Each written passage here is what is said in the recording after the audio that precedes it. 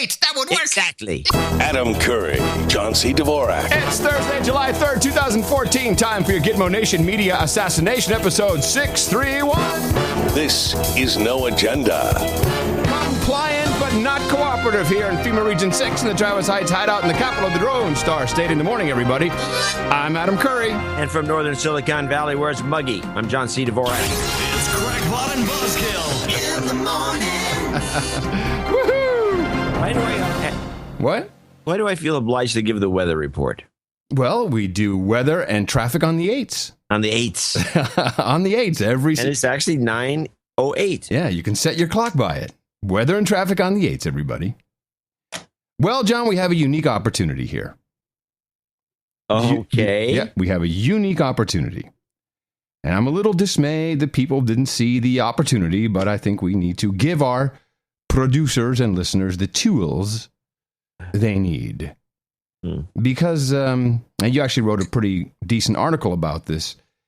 Yeah, I know. Surprising, eh? The Facebook psychological Facebook manipulation. Sheryl Sandberg's behind it. Let me, so while people are running around saying, oh, the military-industrial complex financed it, they're trying to trick us. People.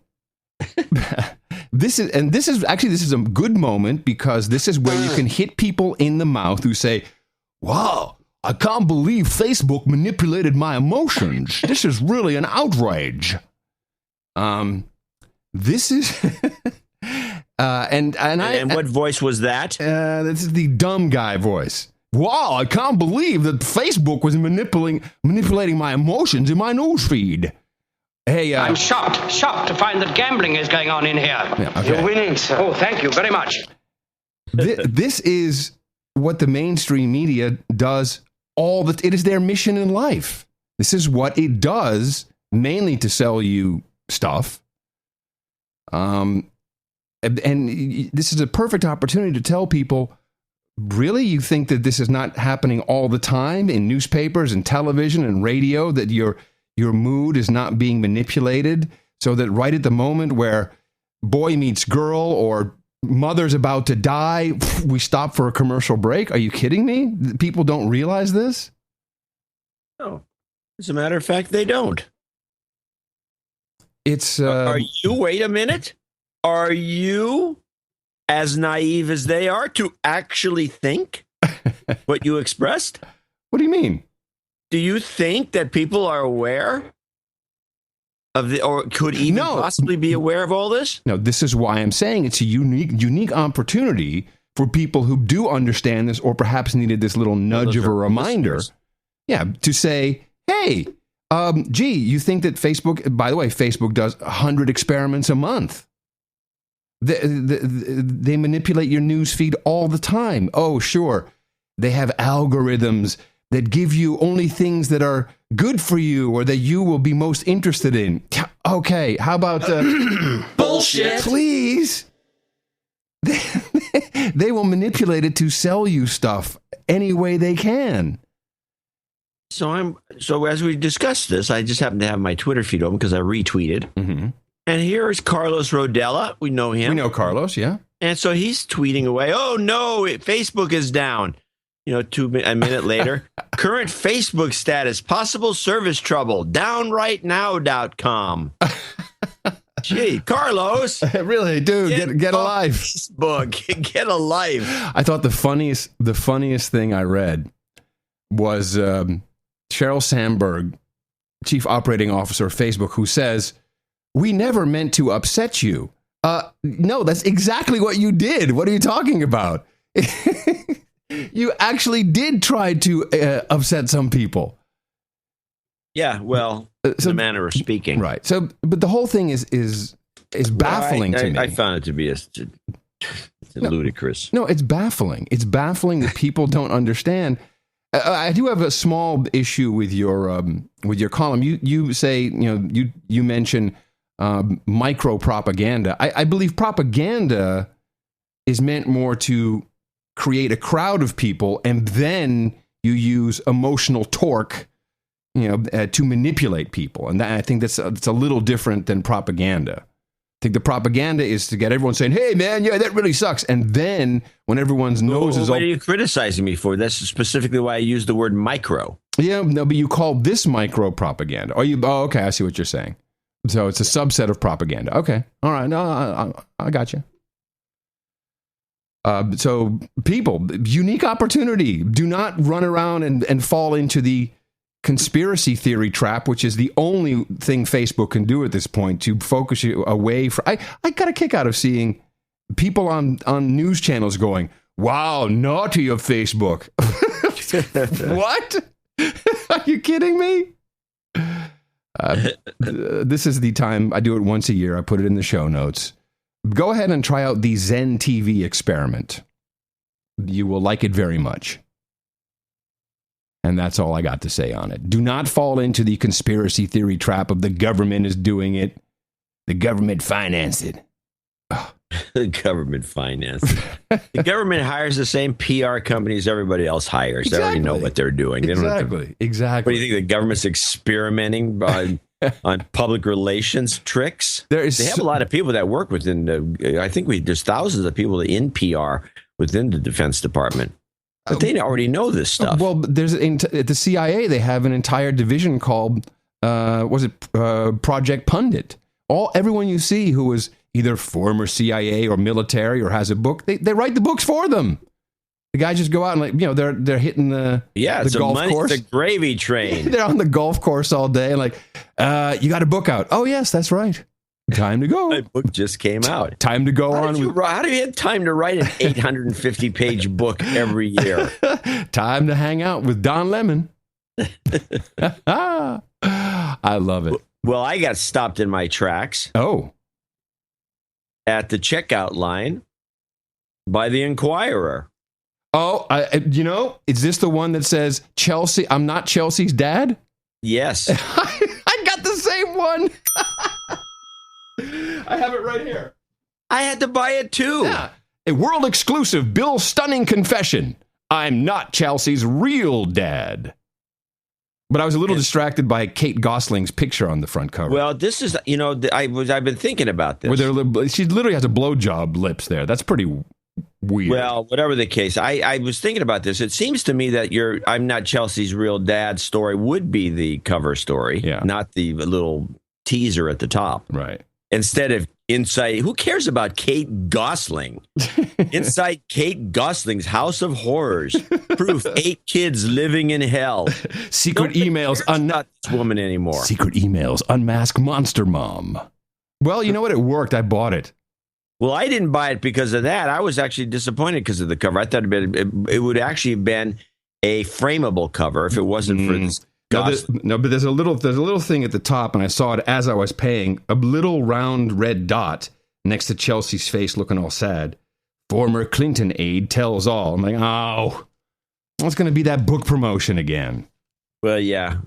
Well, this is Larry Nichols. Yeah. Oh, okay. This is Larry Nichols as the aide. The book promotion that you're talking about, which is the Blood Feud. Yeah, that one. That actually is in the Clinton or in the Inquirer on. I don't know if you noticed it or you just hung up on the Gosling thing. Yeah, I couldn't get past Kate Gosling, John. Which was I think the original story they were going to run before that. I think this other one came in late. Hillary's deadly health secrets. Yeah, I saw that. She'll die in office if she wins. So first of all, I think I get the Red Book entry if we just go back for a second here. We didn't. This happened in between shows where Bill Clinton said, "If I die, it's good for 2 million votes." Yeah, which is what I said is he has to kick before the elections. Well, you're talking about now we're not debating whether who first predicted that Bill's going to be a target. We're still hung up on the timing of it. We can't find the entry on the timing. Yeah. Is it going to be this year? Is it going to be next year?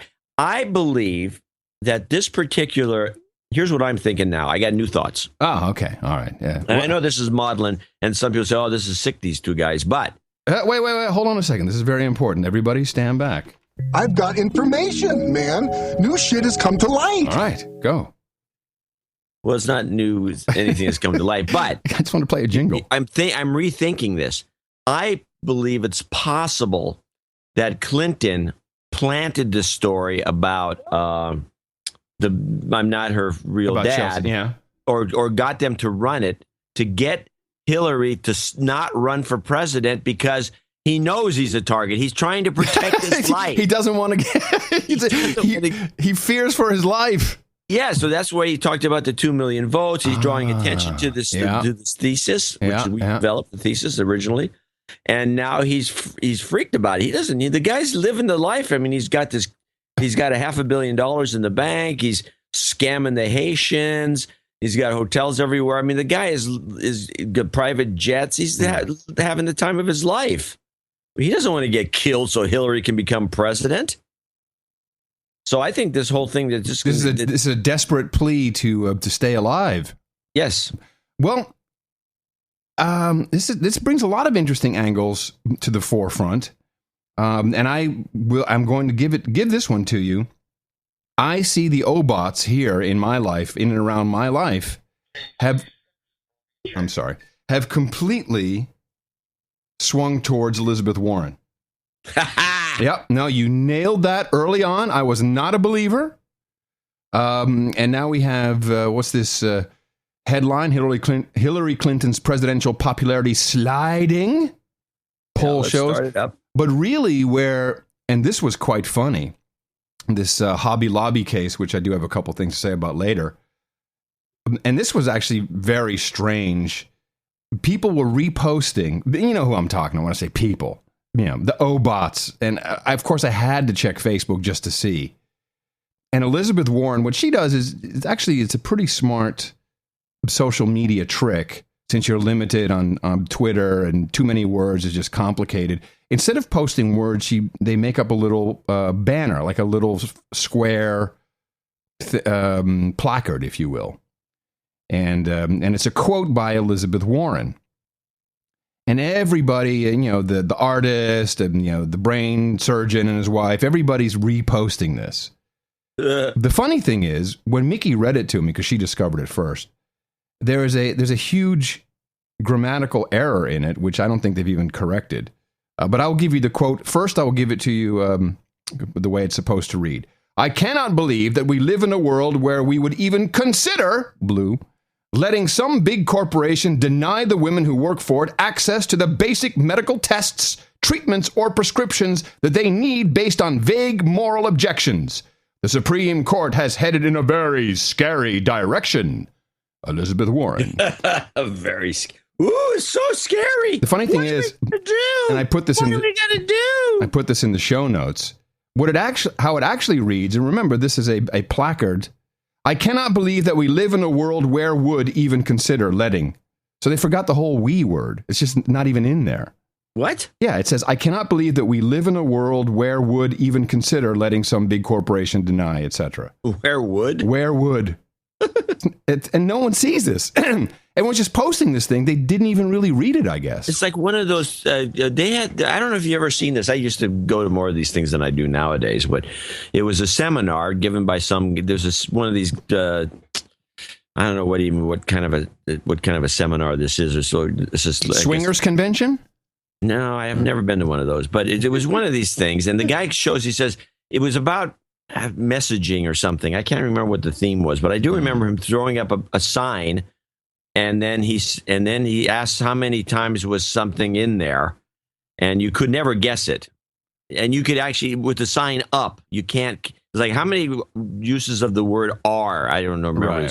Somebody will know what this is. They've seen this gimmick before, and you count them. And the asked for yes. How many times? Yeah, exactly. How many people saw 5? How many people saw 7? Yeah. And the people did raise their hands. The thing is right there. You can count them. Yeah.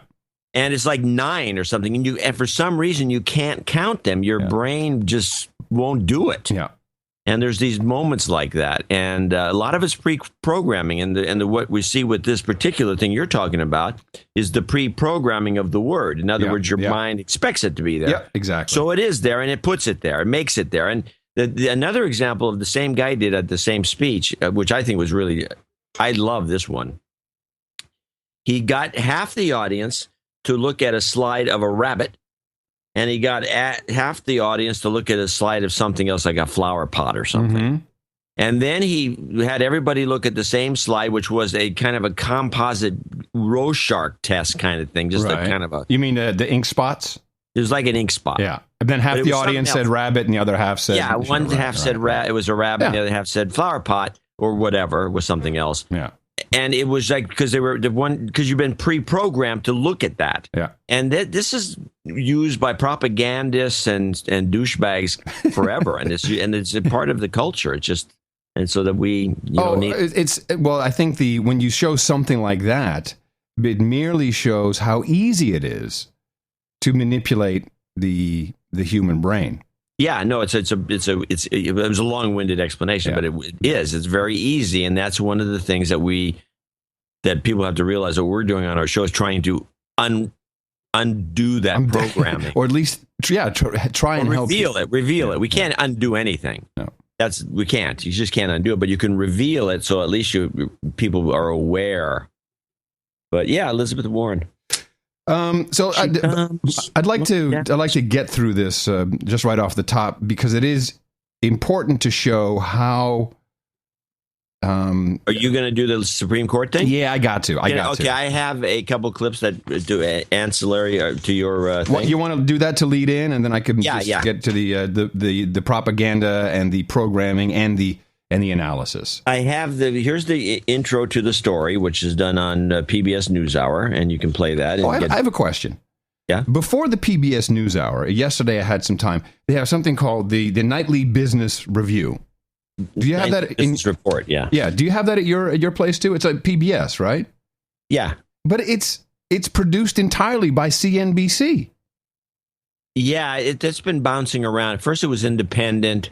That's it was bullshit. Independent for a long time. Yeah, but is this that means by definition it's not public television programming. Oh no! I just sat down early yesterday and I said, hey, wait a minute. This is just CNBC propaganda. There's no real analysis here. All I get is a bunch of guys saying, just because the market's high doesn't mean you shouldn't invest. Buy stocks now. While stocks last, it can still go higher. Somebody should pay them money just because they're just boosters. Supreme Court overview wrap. A sharply divided U.S. Supreme Court today ruled that... Sharply divided.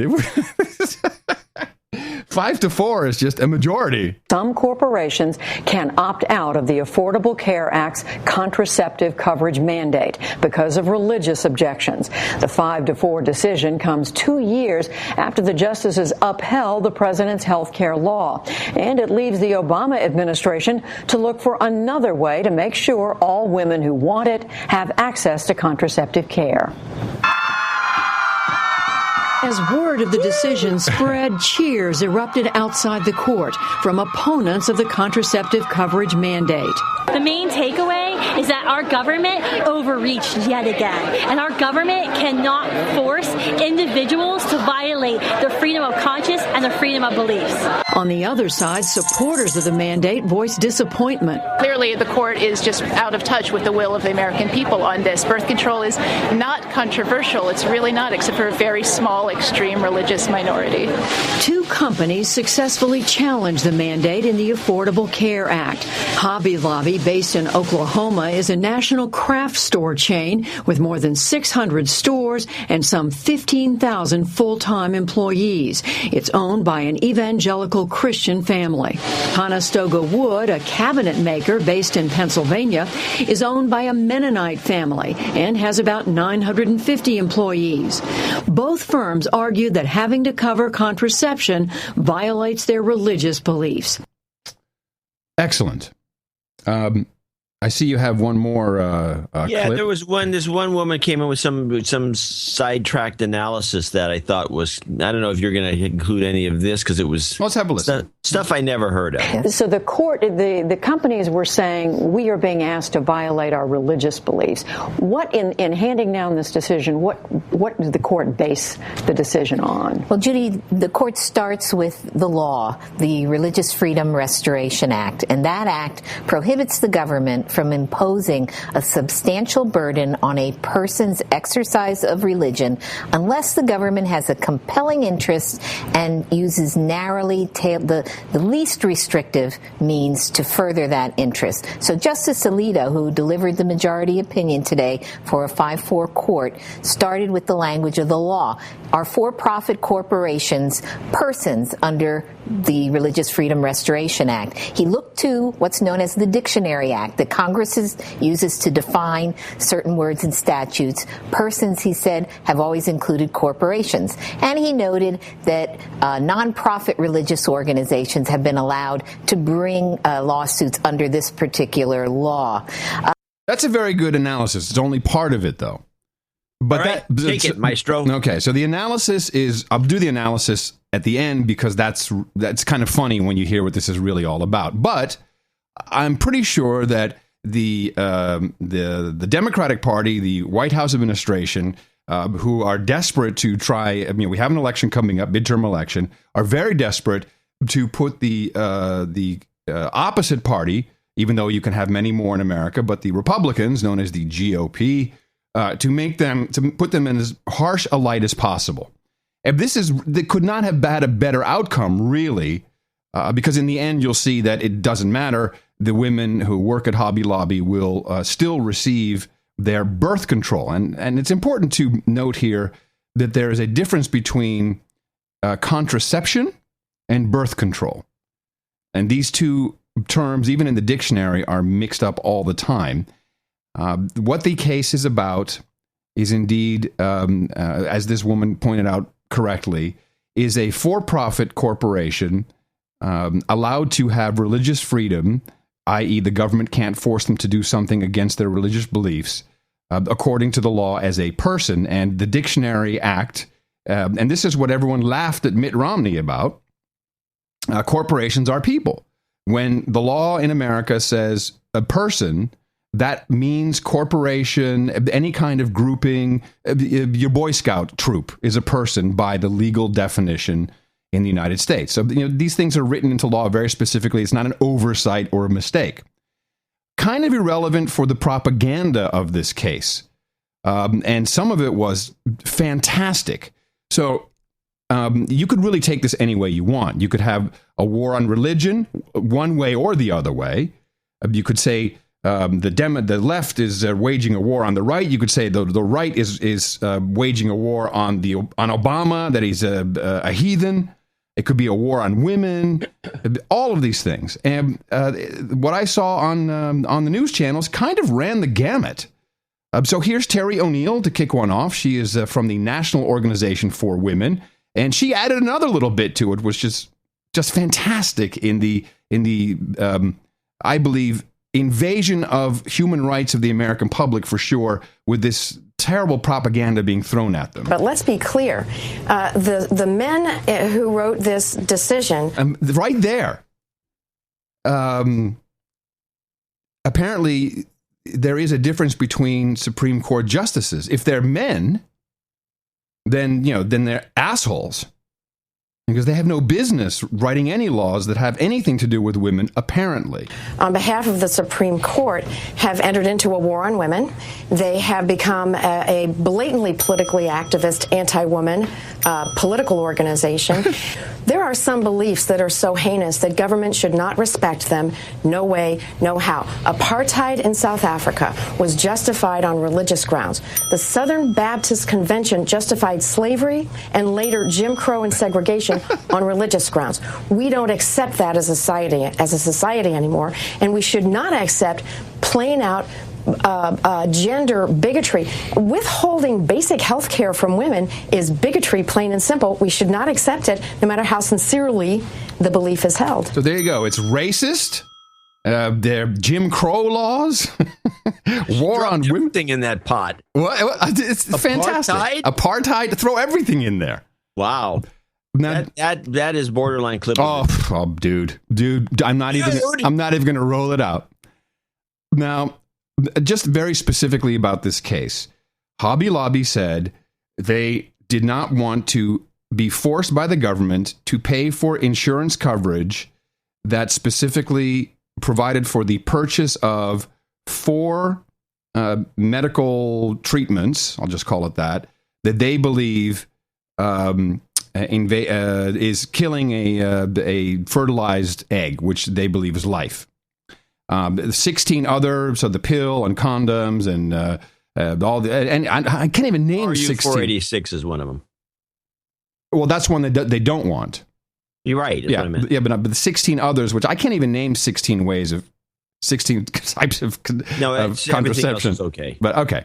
And so that is the difference between birth control, because it controls a birth. It's the correct word. It's very interesting. If you look up birth control in the dictionary, I looked at 4 dictionaries online. They all say contraception. I think there is a difference. Contraception, stopping conception, is different from birth control. But okay.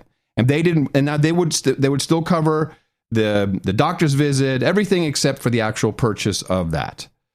That's all that this is about. And the Supreme Court only had to decide on one thing. Can a for-profit company claim this religious freedom right as a non-profit corporation already can? That's the thing I like about the lady that you had in your clip who analyzed that. That's all. That's the only difference. If you're a church, if you're any type of non-profit organization on religious grounds, you do not have to pay for a birth control. Contraception by itself is not in the discussion. Okay. Now we have Amy Goodman, the War and Peace Report, and she's in Bonn, Germany, of all places. And she, of course, and it's only about the losing party.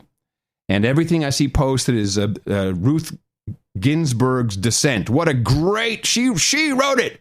No one's talking about what the actual opinion was and why it was voted this way.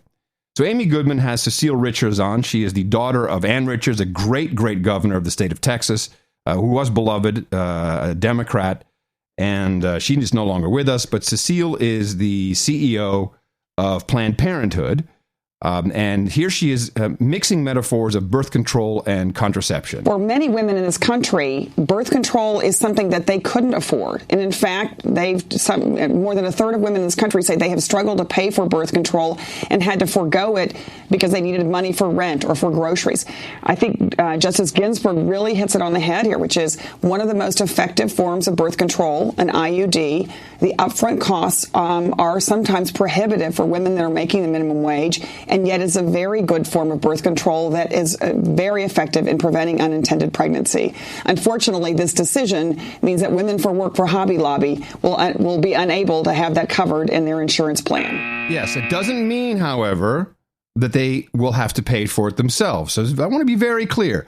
The way this is propagandized is either women are not allowed to have it at all, even if they could pay for it, that's the thing. No access. Get out of my vagina. You can't have this. Even though that is not true, you can pay for it yourself. And here is Cecile Richards saying, they won't be able to buy groceries and no rent. All of that is absolutely not true according to what is really going on in the decision. But here is Cecile Richards with the ultimate conclusion of what this is really about for her.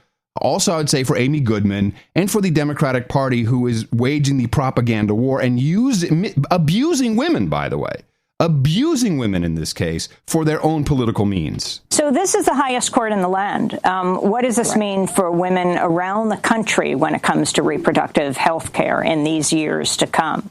Well, I think what this means is that women better pay attention to who's running for office in November. As we know, the Senate will determine the next nominees and confirmations on the Supreme Court. We can't afford any more folks, justices on the Supreme Court, who are so out of touch with women's needs, women's health care, and women's rights. I think this is a clarion call for women and men who care about women's health to make sure they vote this November. All right. So there you go. That's what it's really about from her perspective. Here we have, this was without doubt one of my favorite people who weighed in on this, mainly to sell his book. But the guy is fantastic. I was unaware of Frank Schaeffer. Do you know who Frank Schaeffer is, John? No. Frank Schaeffer has written a number of books. Also became a quote-unquote Hollywood film director. And he was, I guess his dad was a big evangelist, and it's kind of like he flipped. He went from being a Republican Christian nut job to a Democrat Christian nut job. But he is all about debunking, and he'll talk about his book. It's all about, he's just selling a book, but he is all about debunking how the Republicans use religion to get stupid people who believe in stupid things like God to vote Republican. And of course, if you're going to have this kind of message and you want to try and sell your stupid book, you're going to go on Al Sharpton's show. And this is one of the best things I've ever heard when it comes to outrageous crap. The far right has used religion to try and take away people's rights. This isn't about a war on religious freedom. It's standing up for women's rights or gay rights or civil rights. Let's bring in gays and stuff. It's always good, Al. Joining me now is Frank Schaeffer, a former evangelical turned progressive.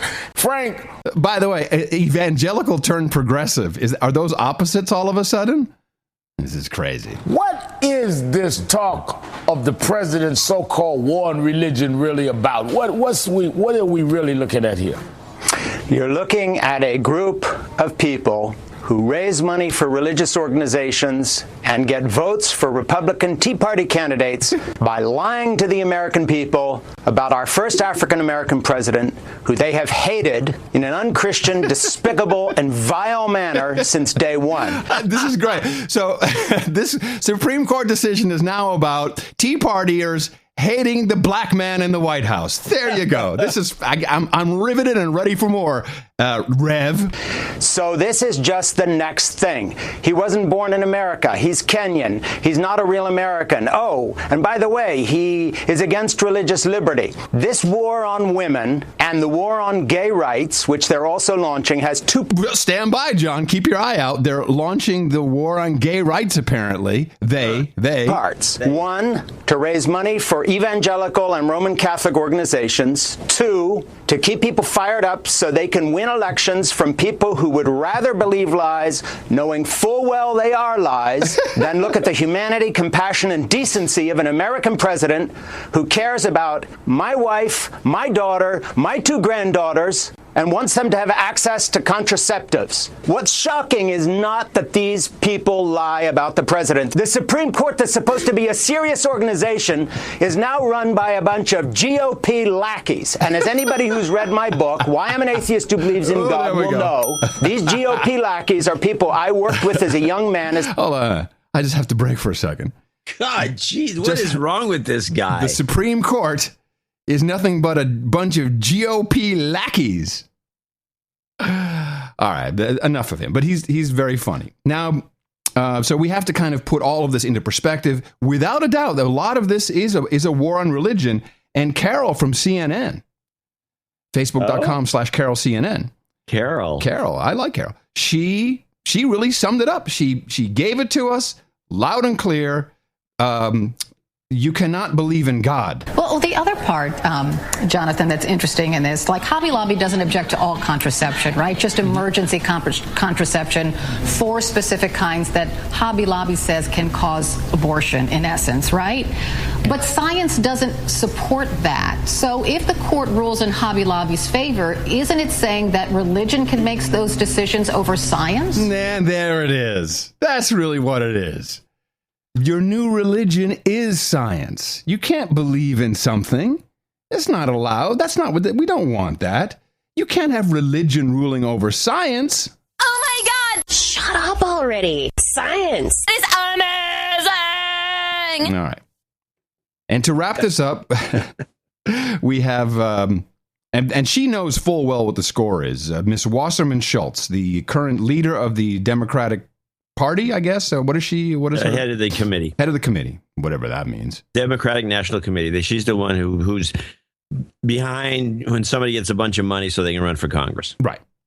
And she knows the score. She knows what this opinion of the court really means, but Yes. she's going to... Evil woman. She's not really going to explain it, but of course I will. This is a stifling decision. Stifling, I say. Stifling. Shut up, women. For American women. It's a decision that blocks women from being able to make their own health care decisions, not just reproductive health care decisions, but health care decisions in general.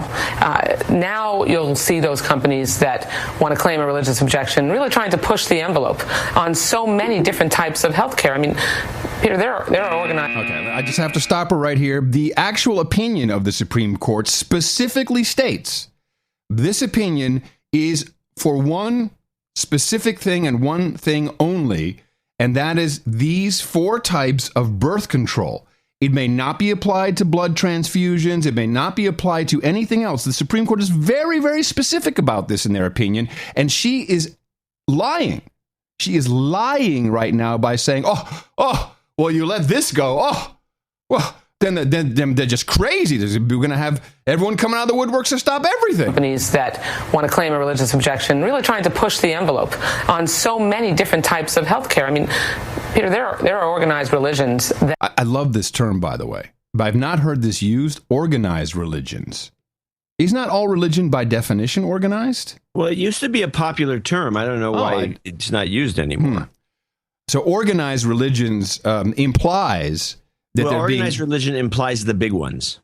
I think when in her context, it's implying it's controlled and run by the Republicans. That's what I think she's trying to say. I really do think that. Peter, there are organized religions that oppose healthcare treatment. And this is really what your concern is the potential implications of a decision like this. So finish that thought. This is deeply troubling because you have organized religions that oppose healthcare, period. Then let's discuss the practical challenge. I don't know of any organized religions that have opposed healthcare, period. This is bullshit. That the administration now faces and what you think their resolution to this should be. What should the administration do now? Should they pay for coverage for these individuals? Here comes the big question. Who would no longer be covered through their companies, much the same way as individuals, employees of churches and church groups are covered. Well, I'm confident that the Obama administration is now going to go back and revisit how the rule was issued to attempt to make sure that we can cover all women when they want to make a decision to use birth control. Yeah, humana. She knows the answer, but she doesn't really want to say it. Let's then... Well, hold on a second. I keep playing these clips, but I have to ask you a quick question here in the middle. Sure. We're at the end. Have We're not in the middle. Amy Goodman. We have this guy. We have these other people. How come nobody ever asks these yammerers a direct question about the specific, for one thing, the specific 4 items that they're essentially don't have to be paid for by these people, by the winners of the suit, and be a little more specific, and then letting them ramble on with what you pointed out is just a lie. You can point that out if you're sitting there interviewing somebody. Well, that would a logical conclusion would mean that the person sitting there asking the questions had actually read the Supreme Court opinion. Somebody in the staff could have read it and had the question ready. They were all so busy reading the 35 pages of dissent by Ginsburger that they forgot to Ginsburgerheimer, that they forgot to actually read what the Supreme Court said, which is what I focused on. Her nickname is Kiki, by the way. Kiki Ginsburger? Ginsburg. Oh, whatever. So now we're getting down to the end, last clip, and then I will unveil, because Josh Earnest, love that guy's name, who is now the spokeshole for the administration, he knows the answer too. He knows really how it's working, but he's actually going to, the president's going to use his pen and his cell phone or whatever. But the question, of course, is now that this opinion has been published and been made public, now what? Now what happens? This is what no one seems to want to say, because if you knew the answer, then there would be no more conversation, there would be no discussion. We couldn't yell at the Republicans and the crazy believers in God. As millions of women know firsthand, contraception is often vital to their health and well-being. That's why the Affordable Care Act ensures. I think, is this the guy who used to do the voiceover for the West Wing Week? It sounds like it, doesn't it? It's funny voice, yeah. Yeah. He sounds like he's doing a voiceover. Of course, he is reading directly from his notes. As millions of women know firsthand, contraception is often vital to their health and well-being. Yeah. That's why the Affordable Care Act ensures that women have coverage for contraceptive care, along with other preventative care like vaccines and cancer screenings. And again, the Supreme Court specifically said this opinion does not count towards cancer screenings, vaccines, blood transfuse, or anything. We will work with Congress to make sure that any women affected by this decision will still have the same coverage of vital health services as everyone else. Yes, they will. President Obama believes strongly in the freedom of religion. That's why we've taken steps to ensure that no religious institution will have to pay or provide for contraceptive coverage. We've also made accommodations for nonprofit religious organizations that object to contraception on religious grounds. Yes! But we believe that the owners of for-profit companies should not be allowed to assert their personal religious views to deny their employees federally mandated benefits. Now, we'll, of course, respect this Supreme Court ruling, and we'll continue to look for ways to improve Americans' health by helping women have more, not less, say over the personal health decisions that affect them and their families. Okay. So he knows the answer too. And now I'm going to go briefly with you through the Supreme Court opinion. And I love reading these things. I told Mickey, when this came out, I was like, oh, so happy. It's like Christmas in July. I get to read the Supreme Court opinion. It's lovely. Okay, the Supreme Court says very clearly, at issue here are regulations promulgated by the Department of Health and Human Services under the Patient Protection and Affordable Care Act of 2010, or known as Obamacare, which I'm adding as editorial, which as relevant here requires specified employers' group health plans to furnish preventative care and screening for women without any cost-sharing requirements. Congress did not specify what types of preventative care must be covered. It authorized the Health Resources and Services Administration, a component of HHS, to decide, which is interesting. So the administration, without Congress, actually decides what is in there. Non-exempt employees are generally required to provide coverage for the 20 contraceptive methods approved by the Food and Drug Administration. HHS has also effectively exempted religious nonprofit organizations with religious objections to providing coverage for contraceptive services.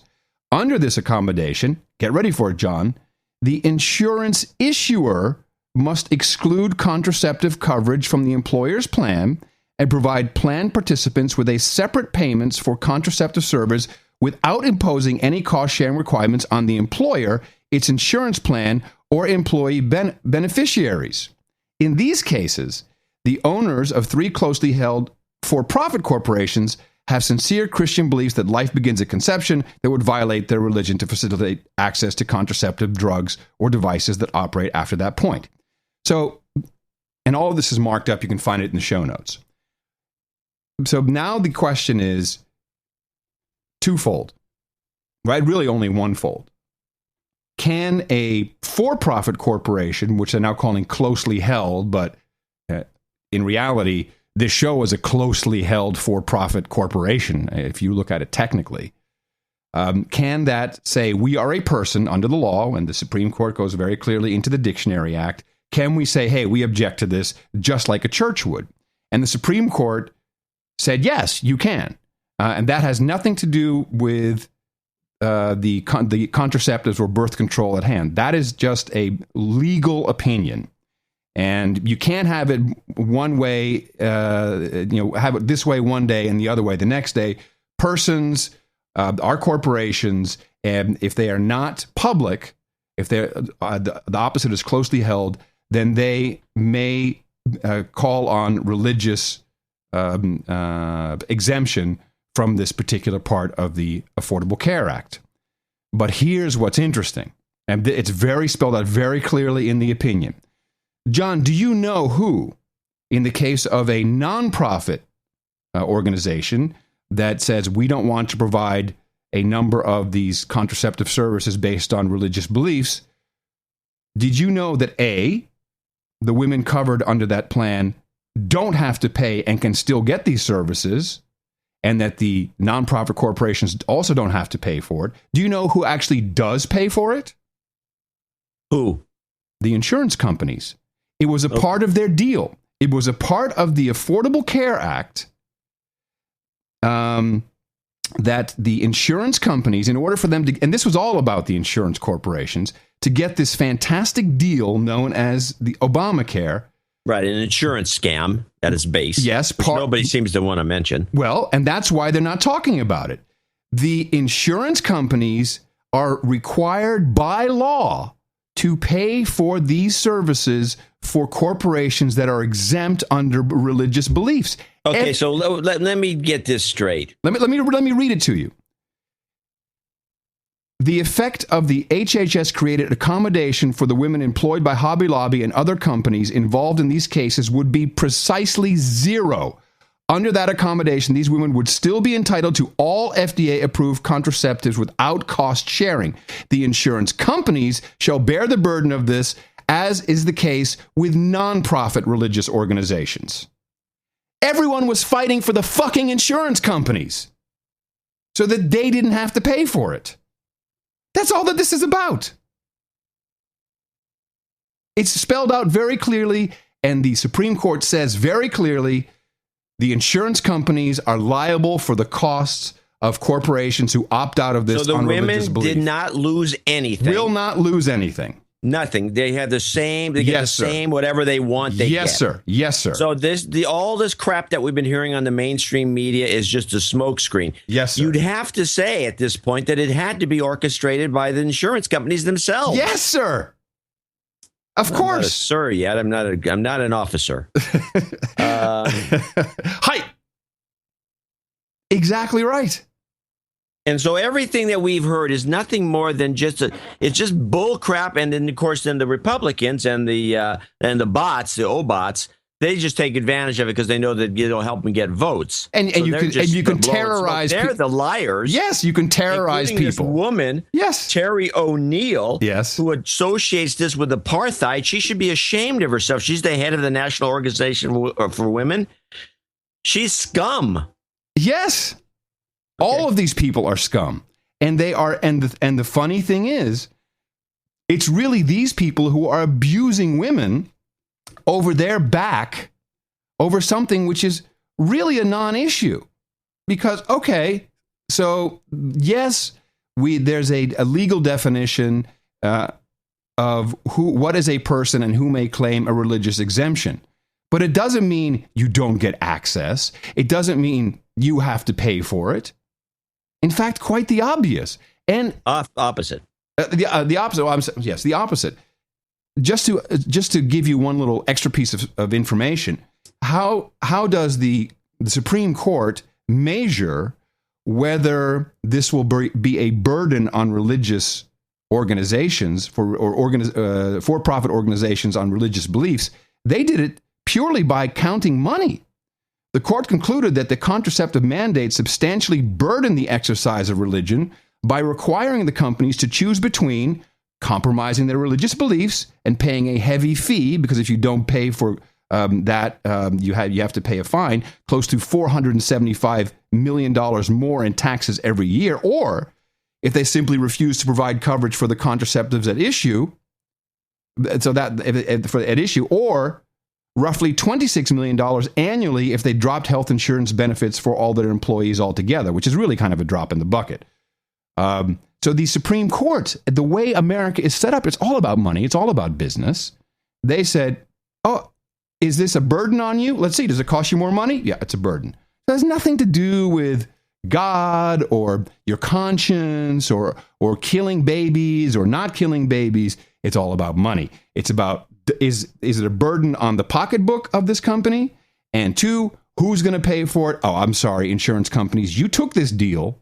You took this huge insurance scam, and as a part of that, to get it through, to get it past, the religious crazy people, you had to say, listen, if someone doesn't agree on contraceptives that are deemed, abortive, then, okay, we'll spring for it. We'll pay for it. We'll pay for it out of our own pocket.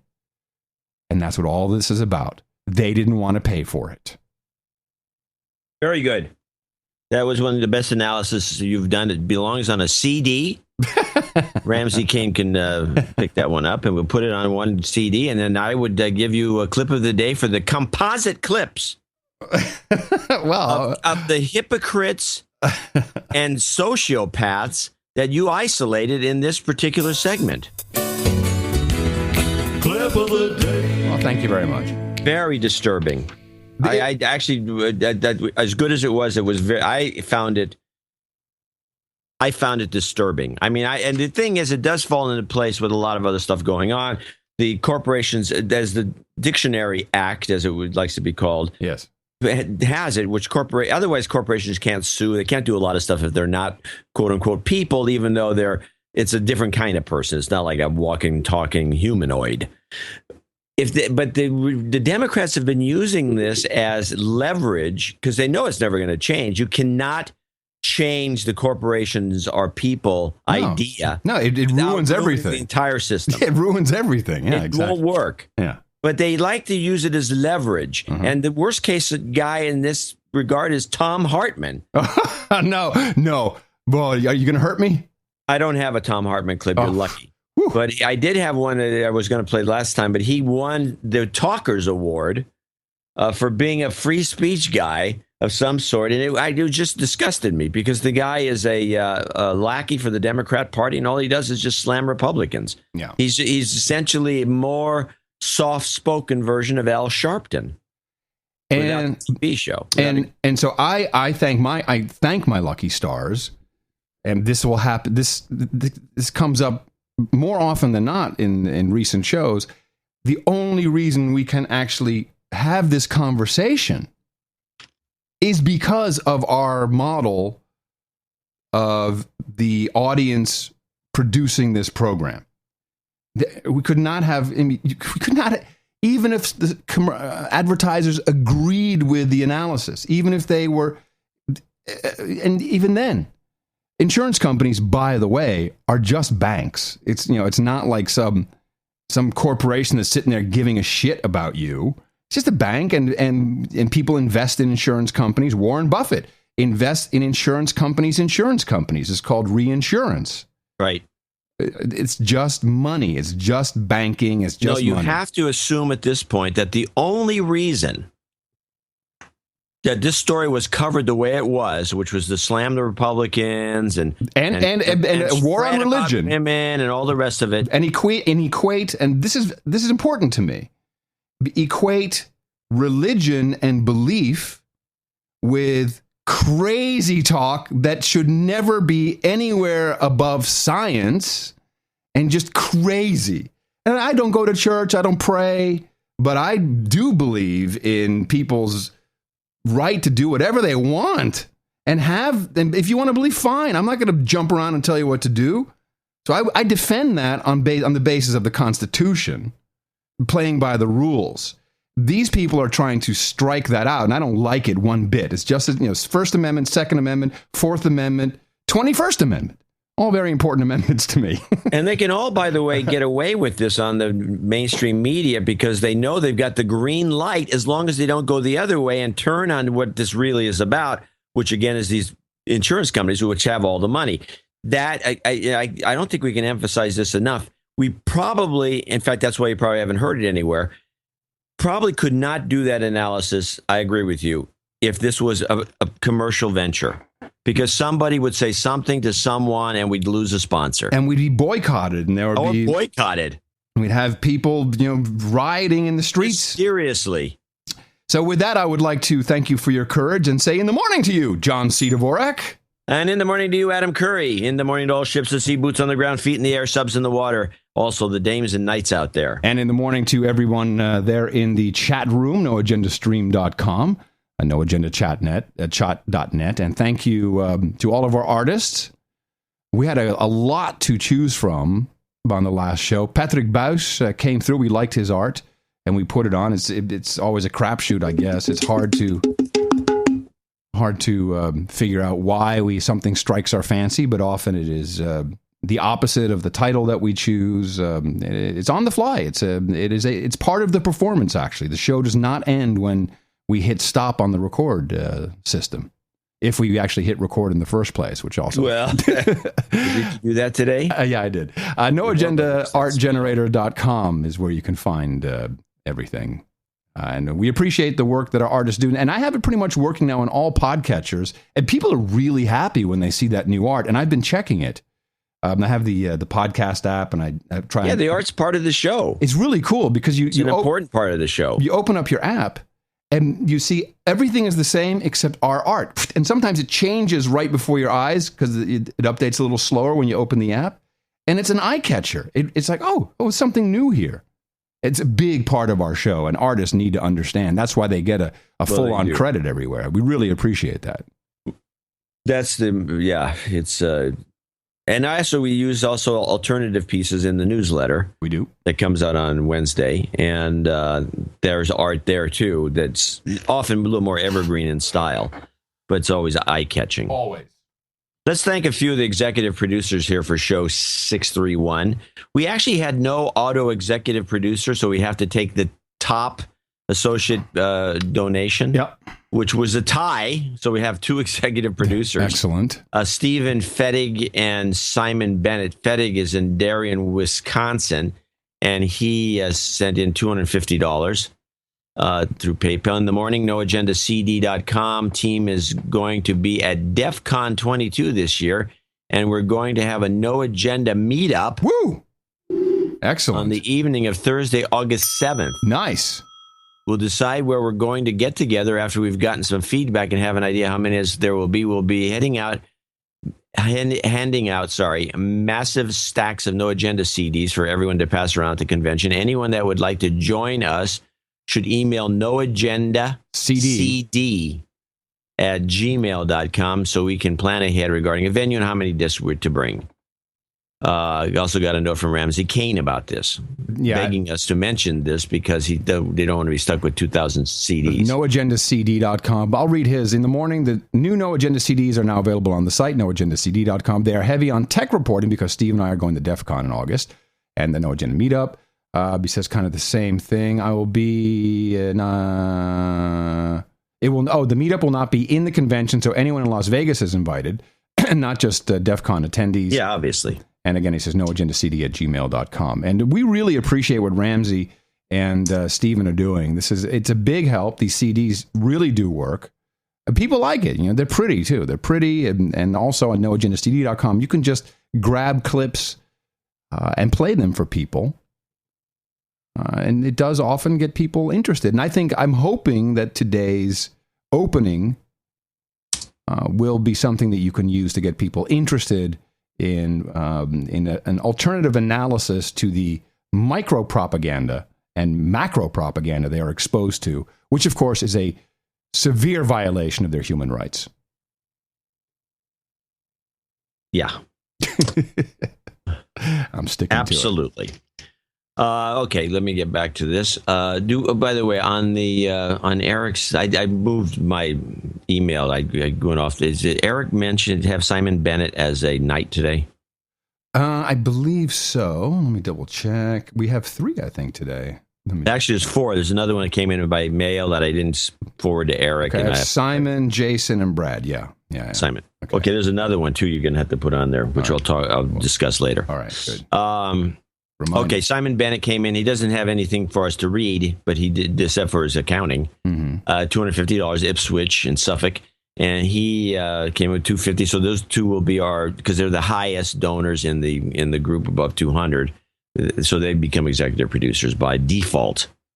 If one of them had done $251, he would have won the whole thing. Josie Andrews in San Francisco, California, $239. Do I have a note from her? Sorry.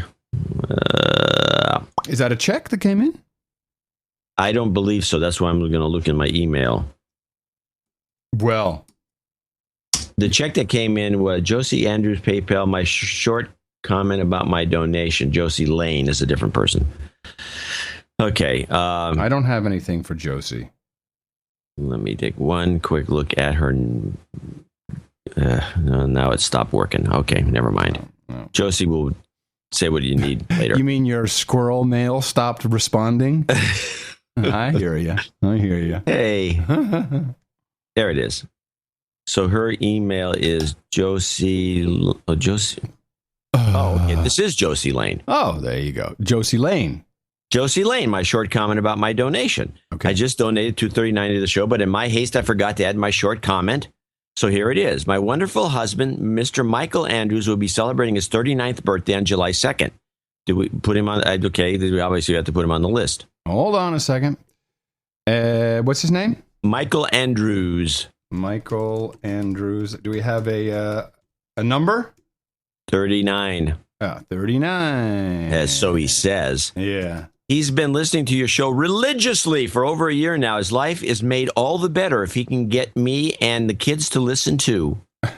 Isn't that nice? That's nice. Donating to the show is the best present I could think of for him. So please, would you give him an associate executive producer credit, send some karma his way, and a don't eat me Hillary.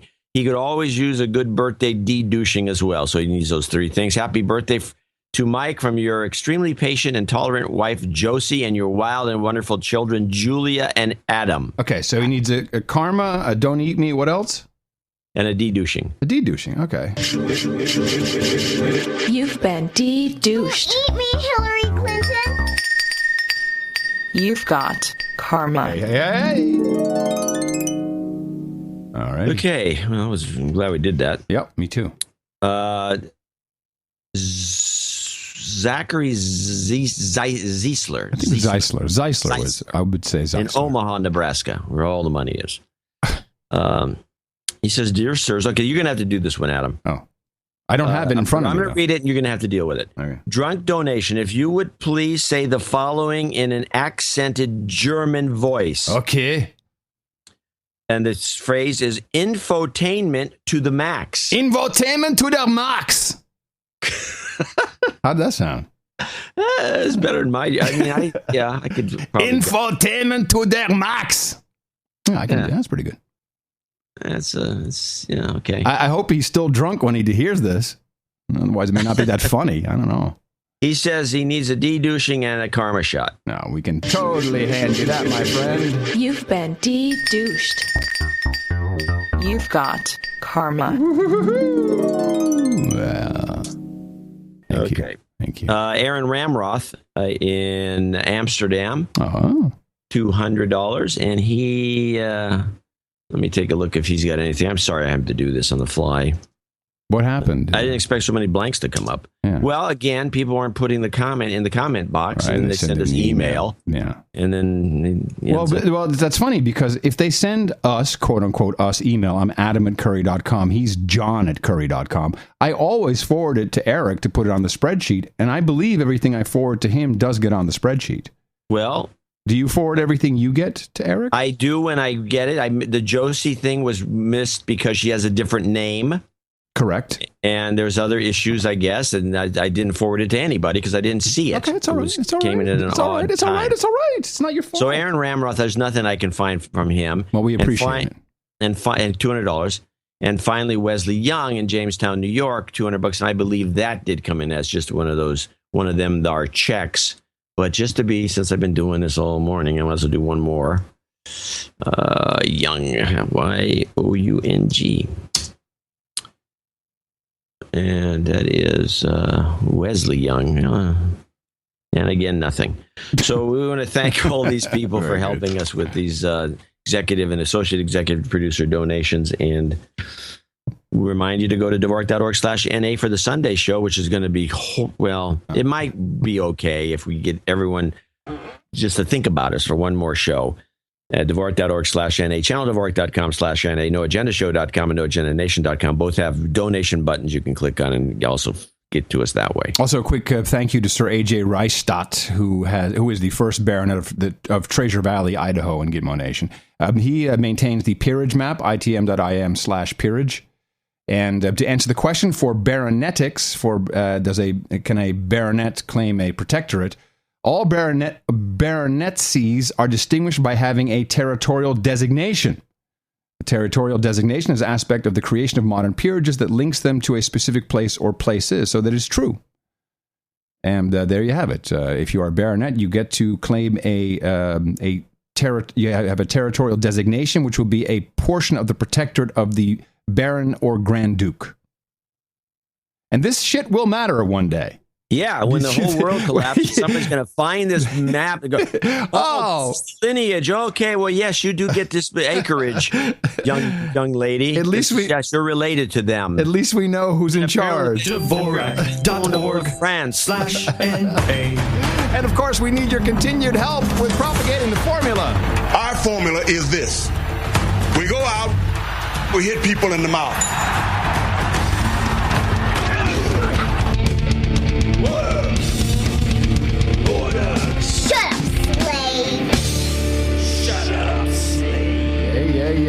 Yeah. So today is the 3rd. Tomorrow, of course, very hard day for us for donations, certainly, because people are all partying this 4th of July, and then that always puts a little kink in everything.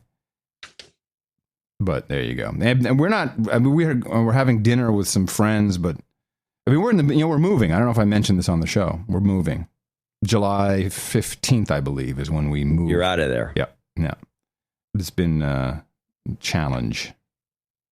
Oh, by the way, I do have a little, We're staying in Austin, by the way, just so everyone knows. We're moving to a different place. Yeah, we figured that maybe one more time in Austin, then you're moving out of the country. That's what the current book is. After the war.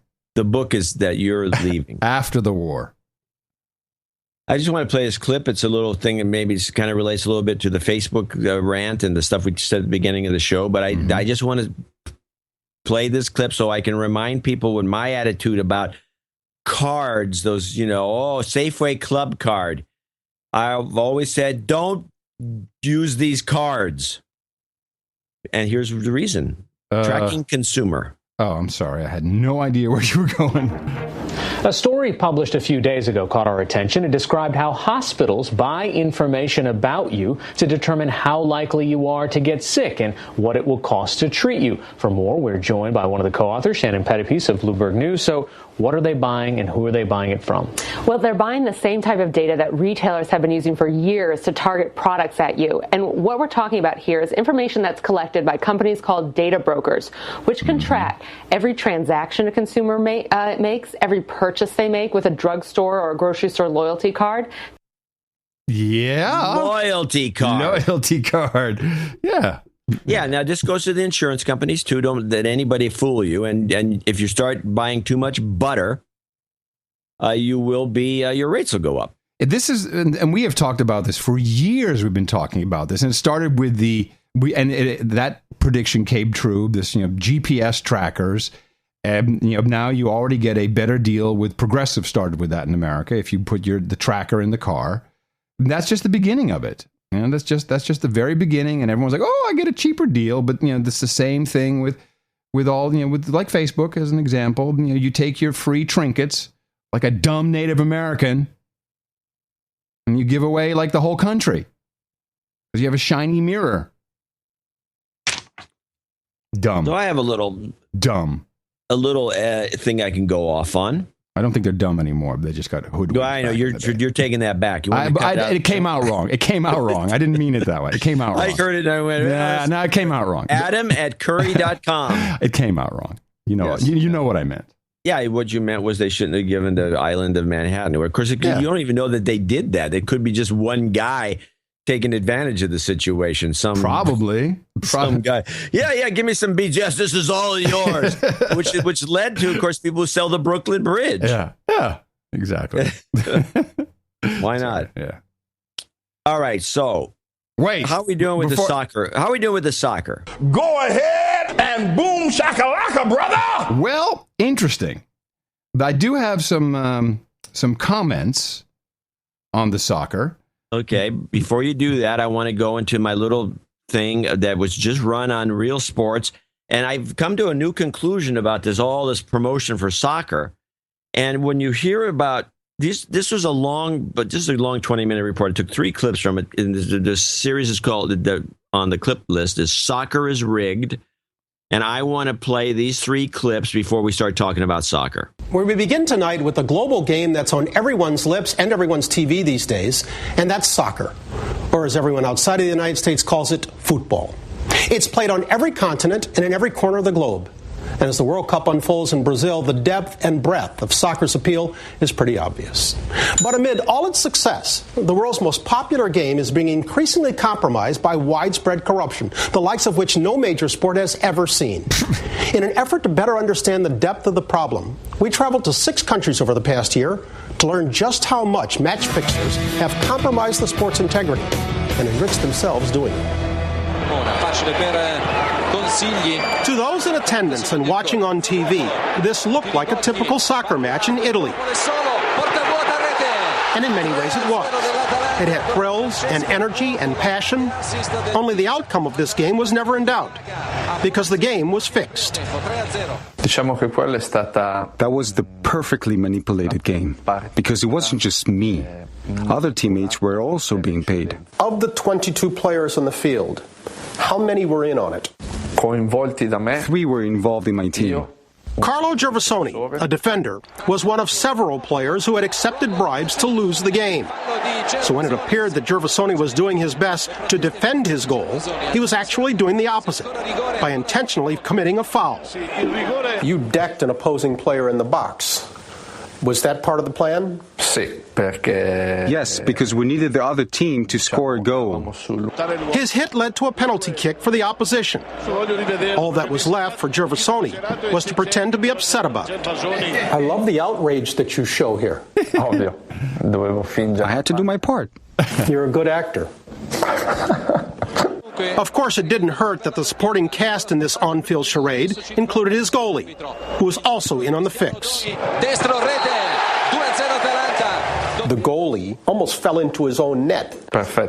Yeah, of course, because he was one of them who got the money. How much did you get for that game? It was a lot, more than $100,000 just for me. Love it. And Good. so they go on and they show a lot of this. They show that this is all mostly from Asian, Yakuza and other gambling interests in Asia. Yeah. And they show it as this interesting part. They discussed a little bit about what's going on with the Asian soccer. Nobody's even going to the games anymore. They're so bad. They're so rigged. But the big games that we're talking about are still kind of, people they're still popular, let's say. But so let's play Soccer's Rigged 2. I think half a million. A soft-spoken Croatian appears to have even reached the very highest levels of the sport. In Berlin, we met a man named Ante Sapina, a soft-spoken Croatian who, from the comfort of this sports bar, used to run the biggest match-fixing ring in all of Europe. What's the most you ever bet on a game, ever? I think half a million. Half a million? €500,000. Yes. In 2009, Sapina worked with the Asian Syndicate to even rig a World Cup qualifying match. It was a game between Finland and Liechtenstein, which Sapina rigged not by paying off players, but by bribing the one man who could virtually guarantee the outcome, the referee. We made the arrangement for 2 goals in the second half. Do you remember how he went about making sure that there were 2 goals in the second half? He gave a penalty for Finland in the second half. And it was not really a penalty. As an expert, you could sit there and go, that's my guy. In this game, he earned the money. He earned it. Another referee Sapina bought fixed about 20 other big games, often by awarding one-team penalty kicks or by tossing the opposing team's best player out of the game for no apparent reason. There were 2 games where he really made some, I don't want to say miracles, but it was. I'm curious, of the people you approached, would most say yes? Most of them, yes. A FIFA referee doing an international friendly, his income is around about €500 for that match. If he fixes that match, it's normally about 50,000. I have one little problem with this report, John, and I do want you to wrap it up. This is now being portrayed as, it's these teams and it's these individual players and some refs, when I believe it is a structural business run from the top. Yeah, and this I'm is being argue that, and I wouldn't make the argument against that thought. Right. And the fact they do have a FIFA clip, which we call it FIFA. We call it FIFA. Fine, but Now, the last one of I agree. I think the whole thing, it's a fractal. But they're making it sound like, they're not really. If you watch the whole thing, it just makes it look like everybody's Africans. corrupt. A lot of it is Africans. It's the Africans. Well, definitely a lot of Africans. That's why they had to roust them. But here's the best example, and this involves not really an African team, but the Tonga national team. And this clip is just kind of funny. How extensive a problem are we talking about? Almost half the countries of the world in some way have experienced match fixing in football. 35% of Eastern European players have admitted being approached by match fixers. So brazen have the fixers become that on at least one occasion they didn't even bother buying players or refs. They just created a fake team to do their bidding. This team in yellow was purported to be the national team of Togo. But in truth, the entire team, all of them, were imposters, hired to lose. A fake team. Can you believe? A fake team. The boss tells them, we want you to walk into the football pitch with one mindset, that you are going to be beaten. So before the game, you already lost. Bingo, boom, shakalaka. And people say I'm crazy with 2 Obamas. The whole team is fake. Of course. I love that. That's great. Well, the whole FIFA thing is I agree, but I'm just wanted to. My conclusion to all this is the only reason that we're promoting the game is such that it's a game that is asking for it, and that's the point I'm trying to make. I don't care about the endemic corruption, which is horrible, but the game is asking for it. When you have games that go 0-0 and 1-0. And 2-1, and that 2-1's a high scoring game. That is the easiest. It's got to be the easiest thing to rig. And what's happened is that the American gamblers have been left out of this wonderful bonanza because they don't know how to. There's no spread. We can't do points in the second. It's not our culture of gambling. It's a different way of winning, and so we're trying to popularize the sport so we can get in on the action. That's the only reason that people want soccer to take off here in the United States. I agree. I'm in complete agreement. And I am very happy to say that I have a personal hero in soccer. He is now dubbed the Secretary of Defense, which I think is hilarious because if you go on the street and you ask someone, what is the name of the American Secretary of Defense? I doubt many will be able to say Hagel. They would say Tim Howard, who is the goalie for the American team, and he plays in the UK for I forget which team, Ipswich maybe. And he has Tourette's, and that's probably why he's so good. Not just any kind of Tourette's. He has the exact same Tourette's I have, which is not the cool kind where you say curse words all the time, and you're on the plane and you say bomb and terrorist. Right. It's not that cool. But they it started not get on a lot of flights. Well, here's a little ditty. I didn't even know this. I didn't know that he was. And by the way, you don't suffer from Tourette's. Okay, it's not like I'm suffering. Oh, I'm suffering from Tourette's, which is he's a Tourette's sufferer, and he actually comes up with a term I hadn't heard, TS, which is Tourette's syndrome. I'm a TS sufferer. And I love this because I was a lone voice in the wind telling all the parents to their kids, don't worry, your kid's not, you don't give him pills, whatever. And now this is what the doctors prescribe. Although I have a feeling he may be taking some stuff. But anyway, here's a little bit of Tim Howard, the Secretary of Tourette's. But Howard plays on an even bigger stage off the field. Because it's such a burden. He never asked to be put on, but one he takes very seriously. He suffers from Tourette's syndrome. What's with this music? Because he's suffering from Tourette's syndrome. I love it. But it's an even bigger game I have to play on, John. When the show is over, I go through life as a Tourette's syndrome sufferer. An inherited neuropsychiatric disorder. It's a neuropsychiatric disorder. What's the psychiatric part? I don't know. It's a neuropsychiatric. I can't even say it. A neuropsychiatric disorder. And you have to have sad music for that because have pity on us. He suffers from Tourette's syndrome, an inherited neuropsychiatric disorder with onset in childhood. It's defined as involuntary motor tics and twitches, if you like, and some of it's blinking, clearing my throat, different muscle tensing of different body parts. As I grew up, it became different at different times. One year it was this, the next year it was that, and I think in every case there's a little bit of difference. But for the most part, I'm very similar to most of the people who have TS. His condition hasn't stopped him from being one of the top goalkeepers in the English Premier League, playing for Everton since 2006. It's between these white posts where Howard stands the tallest. This is his office, his stage, and his place to live out his dreams. But as he plays in likely his last World Cup, his legacy off the pitch may live longer than anything he does on the field. If a kid wants to look up to me, then I think that's pretty awesome, and I've always tried to live my dreams, even if they were too big for me to even fathom. But with Tourette syndrome, that was never a stop sign for me. It was always just a little bump in the road that I would just keep going, and it wasn't going to stop me from achieving my dreams. And I try and tell all the kids that I meet that hope to be amazing one day and be a professional athlete and be a doctor or whatever they want to be. I tell them that they can do all that because TS won't stop them. TS suffering. It was funny because I told Miss Mickey this last night, and I said, "Hey, did you hear this? Howard is he suffers from Tourette's syndrome." And she said, "Really? Oh, that's interesting." And it's exactly the same. It started when he was 9. With me, it started around 8 or 9, and it moves around. It's your arm, it's your leg, it's your eyes. No, it does. I didn't know that. Yeah. Oh, yeah. It moves around, and it can move around from week to week sometimes. Maybe you just got some animal living in there. Gerbil.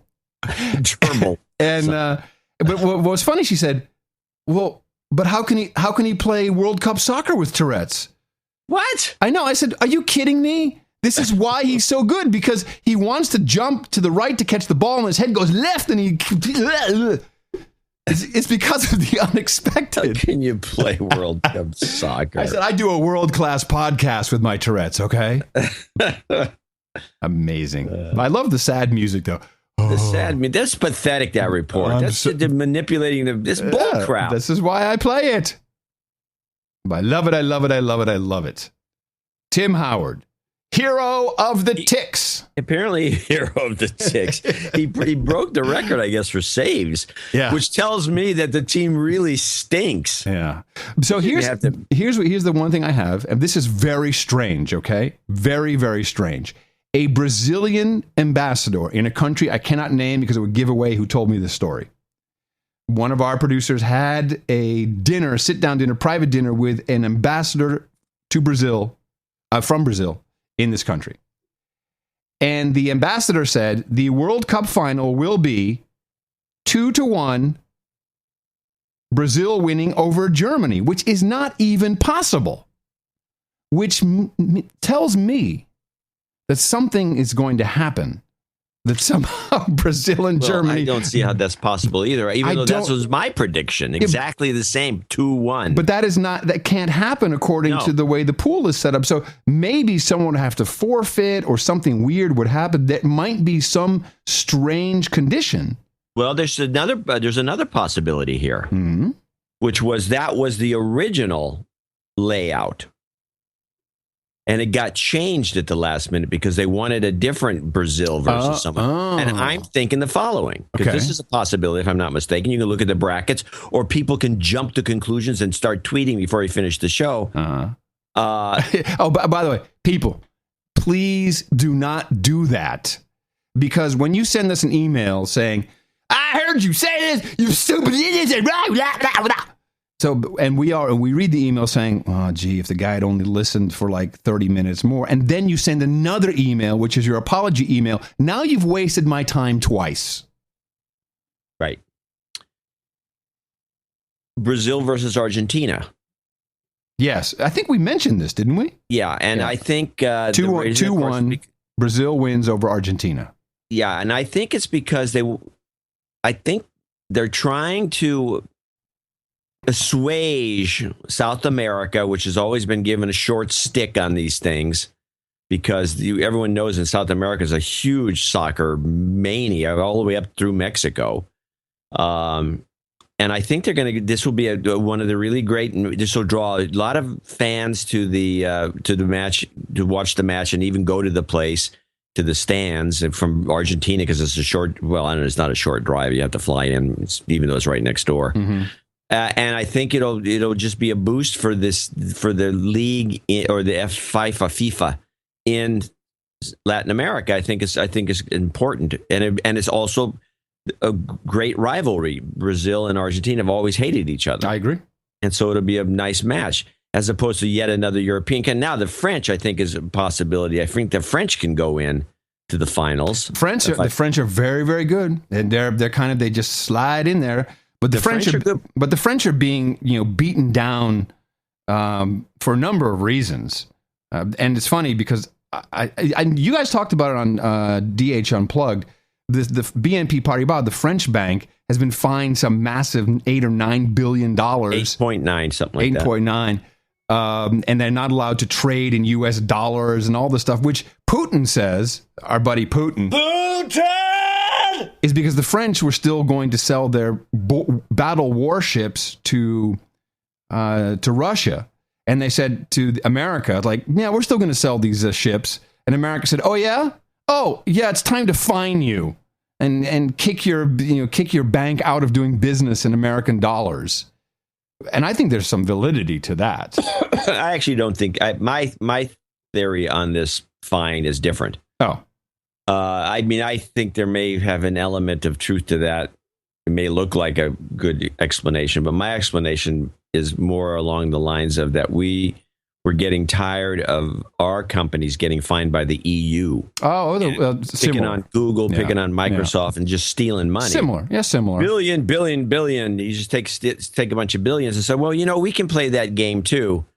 And so by the way, do you think 8.9 billion will get your attention? Actually, no, they don't care. The bank doesn't care. No, where can I send the check is what the bank says. Here you go. How much do you need more? Yeah, we gouge our customers. They don't faze me. Worry about these things. These banks, the American banks in the first quarter of this year, it did something like $50 billion in profit. From what? On fees. Well, whatever the case, whoever ends up in that, there's geopolitical reasons for it. I think the best match should be Brazil-Argentina, because it would get a lot of attention, even though we would probably lose some of the audience in Europe. But whoever it is, Brazil's winning. Yeah, that's the bet. Yeah, because we cannot have, otherwise Brazil will the whole country will be on fire. Yes, Brazil has to win to assuage them and to get ready for the Olympics. And to keep look how well we did in the World Cup, and so they keep the public from going berserk, and that'll be that. And that's why it has to be rigged. I mean, you have to rig these games for these political reasons. The last one? Spain won when they had all these problems. When Spain was falling apart. Yeah. You had to. It's gotten a little tougher to predict this because every country is essentially falling apart one way or the other. Yeah, but nothing would be as disastrous as Brazil losing. I agree. So just out of the blue, but I think I figured out why we just started hitting the American public with reports yesterday, just terrorizing people just with unbelievable lies. The Department of Homeland Security is beefing up security at America's airports amid fears terrorists are developing new weapons. Top security officials fear new technology is being used to develop devices that can be smuggled past screening systems. It's a concern that some say could lead to longer lines at security checkpoints. They are Homeland Security's most dreaded threats. Explosive devices hidden in objects from shoes to toothpaste tubes and undetectable by airport security. Now the U.S. is considering new airport security measures due to increased concerns that terrorists from Al-Qaeda in the Arabian Peninsula are developing new bomb designs to fool current security screening. We remain concerned about the capability of some of these elements to develop weapons that could be thwarted by our current security systems. Officials tell CNN there is no immediate threat or plot. However, an additional vulnerability has been identified. Okay, exactly. So this is continuously, there is no threat or vulnerability. But everybody, so I don't know what station that was. I'm going to move over to CNN now. Everybody was showing bombs, explosions, jihadis training. Justin was here at CNN. Terrorists may be working on this new generation of bombs that could be smuggled onto a commercial airplane without being detected by security. This is what we're hearing from U.S. officials telling us at CNN. The U.S. is considering new airport security measures because of these rising concerns that members of the terror group Al-Qaeda in the Arabian Peninsula are developing explosives designed to avoid current airport security screening. So let's go to Washington to our chief national security correspondent, Jim Schiff. Again, they say no threat, nothing at all, but all of this terror. Jim, first, as far as these undetectable bombs go, what more are you learning?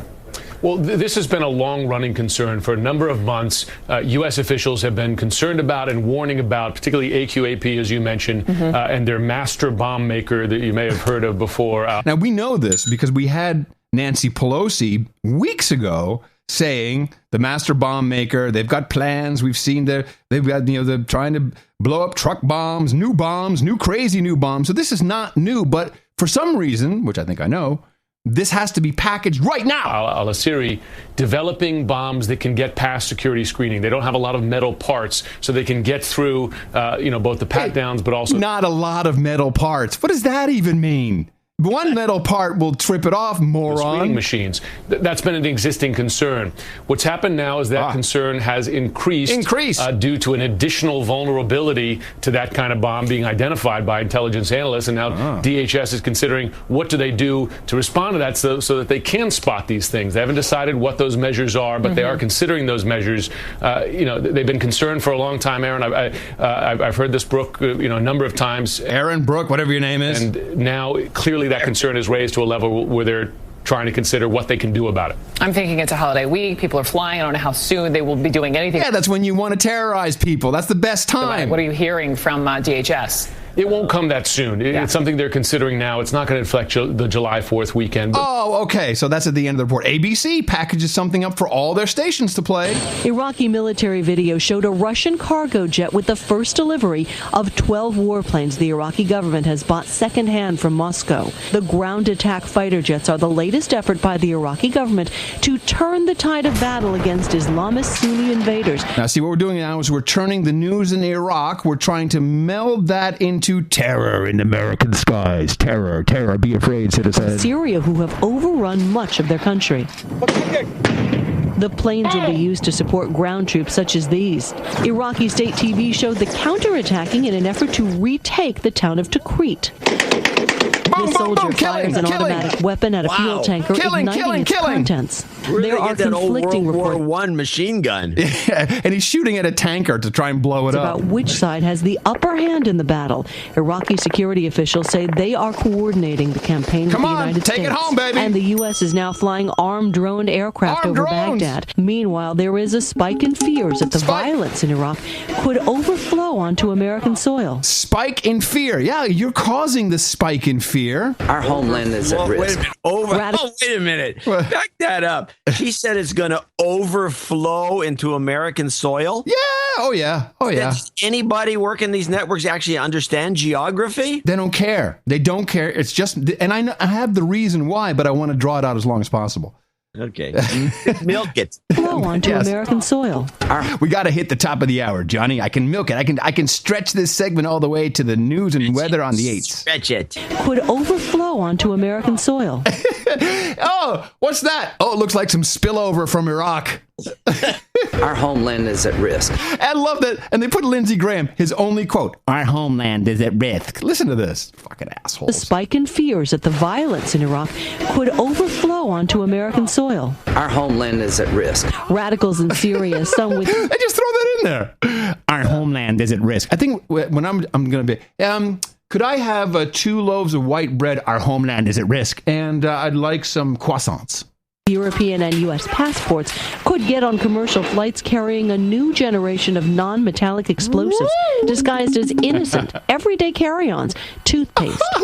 Described as innocent, everyday carry-ons disguised as toothpaste. Clothing, cosmetics, designed to be smuggled past airport security. There's also at least 100 plus Americans who are over there in Syria right now. So any of these people can go back to the United States and they can carry out the type of attack that they've been trained in. Giving Homeland Security officials plenty to lose sleep over as the July 4th holiday approaches. Daria Albinger, ABC News, New York. That's right. You see an ordinary carry-on, be afraid. So what is the TSA going to do? They're going to, of course, excuse me.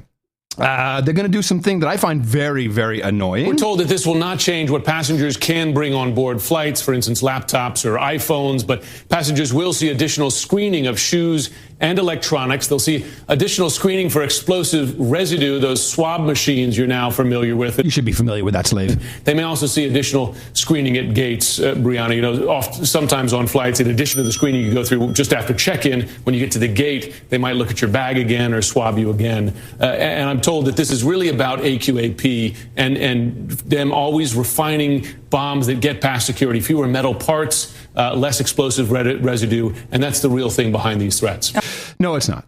That is not the real thing behind these threats. So you're going to be at the gate. You've gone through security. Your shoes will have to go through 3 times, apparently. You have to take out your laptops, and they'll be, it looks like got some non-metallic parts in there that could explode.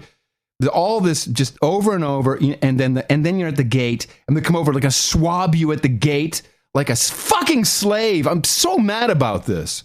It makes me really, really angry. Sorry, it's the Tourette's. So what's it about? You had a conclusion to this report. So the September 11th security fee that helps fund the Transportation Security Administration, currently it's $2.50 per segment, up to a $10 cap.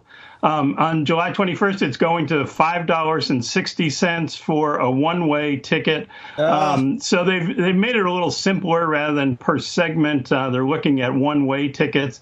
But you could just a trip out and back nonstop that was $5 is going to $11.20. And that per ticket cap is being eliminated, correct? Yeah, the cap is being eliminated. It's interesting. It wasn't in the legislation. It wasn't in the legislation before, but the administration had imposed the cap as a practical matter. No more cap. That's something that I think is still under discussion. A little controversial there. As of July 21st, your tickets will become more expensive with a 100% increase, in some cases 110% increase, now no longer capped for a security fee, which is intended to fund portions of Department of Homeland Security, specifically the TSA. So I wager to say that when this news comes out and everyone's looking at their ticket and seeing these outrageous fees per segment, so a total fee of a ticket could be up to $100 if you're talking international.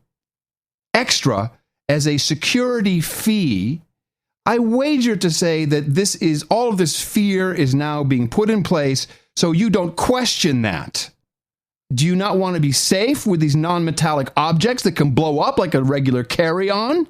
From the Bombmeister. From the Bombmeister in the Arabian Peninsula, which might spill over into our homeland? Do you question that person? Citizen? That is what this is about.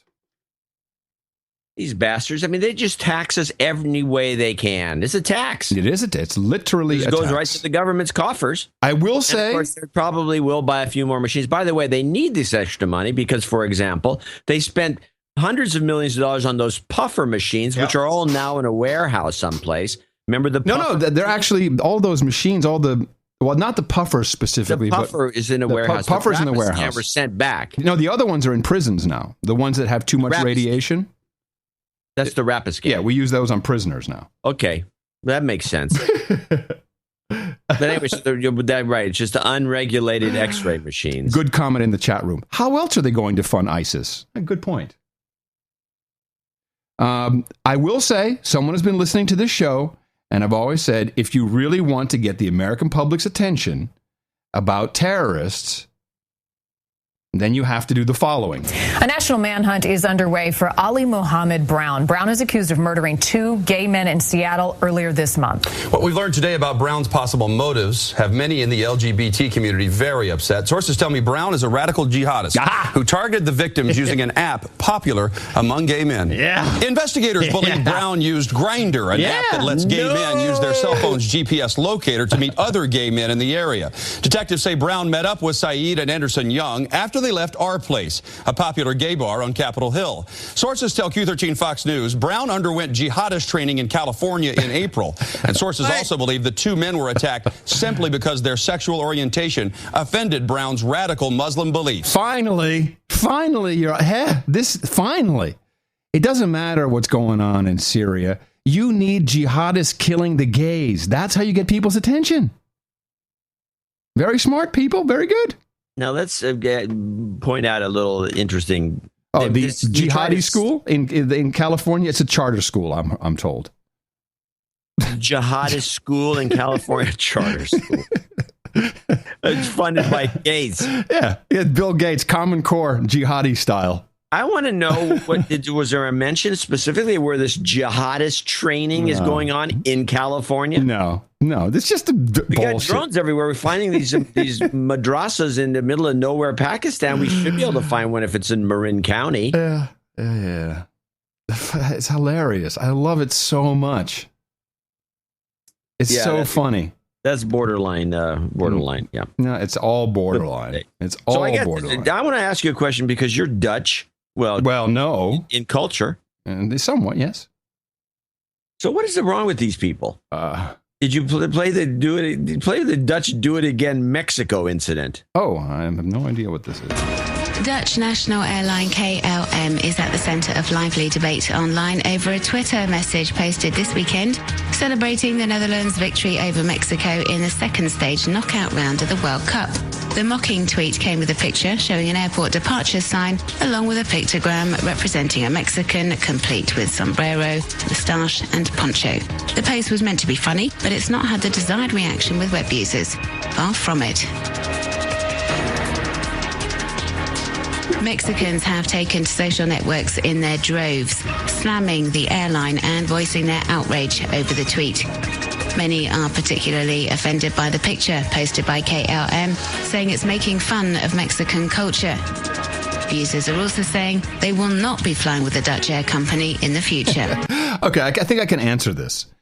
Because this came up. By the way, before you give us the answer, which is going to be very interesting, I'm sure, why aren't the Dutch why aren't the Mexicans upset about the match? And it was rigged so the Dutch could win. It was a 0-0 tie until the referee got involved. This is what they should be outraged about, not a pictogram of a Mexican in a sombrero. Well, you know how sports fans are. Even if you win, like, you go riot and burn shit. You can't, this all micro propaganda. Now, let me explain what's going on here.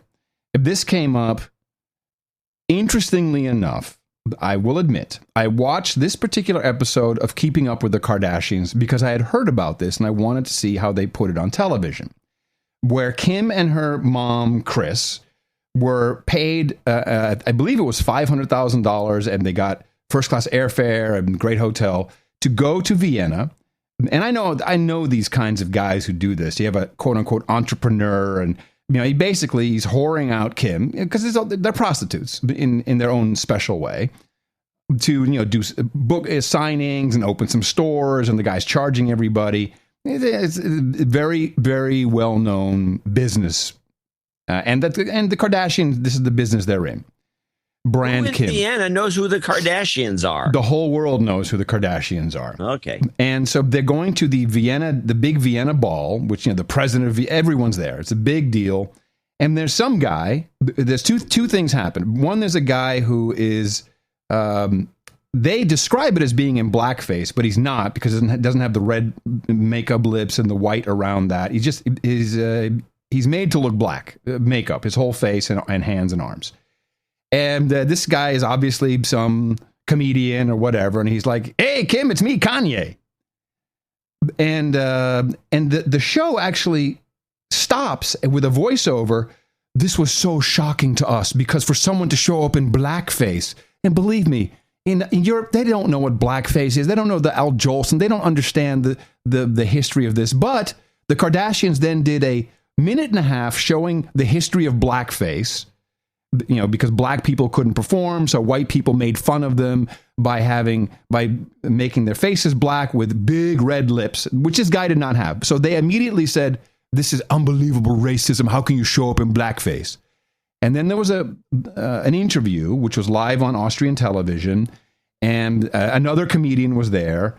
And the guy makes a comment as they're interviewing Kim and Chris. He says, the ball is about to start. We're just waiting for the niggers in Vienna, which is a joke, a pun on Kanye's song, Niggers in Paris, which, is called Niggers in Paris.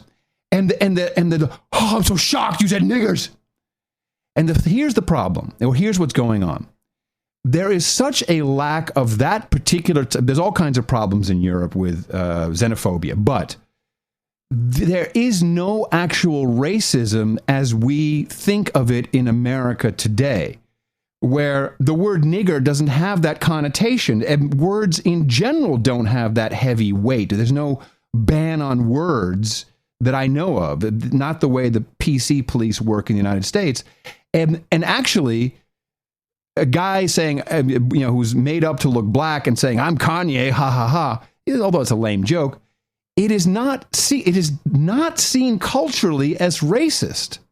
And so when the Dutch make a joke about the Belgians or the French or the Germans or the Mexicans, it literally is not in their culture a racist feeling the way we are overly sensitive in the United States. Does that make any sense? Yeah, they're behind the times. They're actually far more advanced where people can just... No. I disagree. I think the Europeans in many aspects are... They have no sensitivity. They need sensitivity training. They're really the 50s, the 1950s. No, they are so advanced. Say goes when it comes to this sort of thing. They are so advanced. I'll tell you another story. Mickey, before I knew her, or I knew of her, of course. When Black Pete goes away in the next 20 years, yeah, no, that's good. It's going away. Believe me, it's going away. When Mickey moved to the States in, I think, 2002, or I can't remember when it was. When was the OJ thing? When did that trial take place? Was that? It was a long time ago. Was it 90s and late 90s, maybe? Well, let's see. OJ Simpson trial. No, it must have been the 90s, not the 2000s. I think it was. Yeah. Anyway, so she was going to. She came to Los Angeles as an actor and actually did very well. But when she arrived in America, she heard about, of course, the O.J. Simpson thing. 1994. Yeah, 94, 95. She heard everyone talking about the N-word, and she thought that the N-word was for Nicole. She didn't understand. She thought, people. Why won't people talk about Nicole Brown? Why are they so sensitive about the N-word? She didn't understand because these words. I truly, in my heart, I do feel Europeans it's going to change. They're being brought back, but they were so advanced that people would just say, hey, cripple, hey, ugly, hey, shithead, hey, Belgian, hey, kraut, hey, Jew, hey, Arab, hey, towelhead. People didn't get all upset. This argument of yours stinks. It's not even close. It's the truth. It is the truth. So in today's politically correct world, cultural Marxism, this is where they run into trouble on a global scale. But it comes from a very childlike, almost good place of exactly the opposite. And I know it sounds weird, but I grew up in this and I feel this. We never talked about white or black. Never felt that growing up in the Netherlands. Never. Okay. I think that was a little long-winded, but we'll stop it. I do have to make a correction for the show because I'm looking up something, and it's apparently France is playing Germany, thus cannot play Brazil in the finals. Right. The only countries that can play in the finals against Brazil are France, Costa Rica. No, France is playing Germany. Oh. Well, in today's match or tomorrow's match. Well, someone wins, can't they then go to the finals? No, that's the semifinals. Then they play Brazil to who goes to the finals. France-Germany plays Brazil. The winner of France-Germany plays the winner of Brazil-Colombia. Okay. Then that team goes to the finals. Right. the teams that will be playing each other that would be in this deal. By the way, Brazil may be playing Germany and win 2-1, but that's not the finals. It either has to be Argentina, which is my prediction, Belgium, Netherlands, the racists in Netherlands are going to change the team name, or Costa Rica. Could it be Netherlands, Germany? Is that a possibility? Yes. Since you're going with Brazil, I'm going to say something goes horribly wrong with the match fixing. And the racist Dutch come out against the Nazi Germans.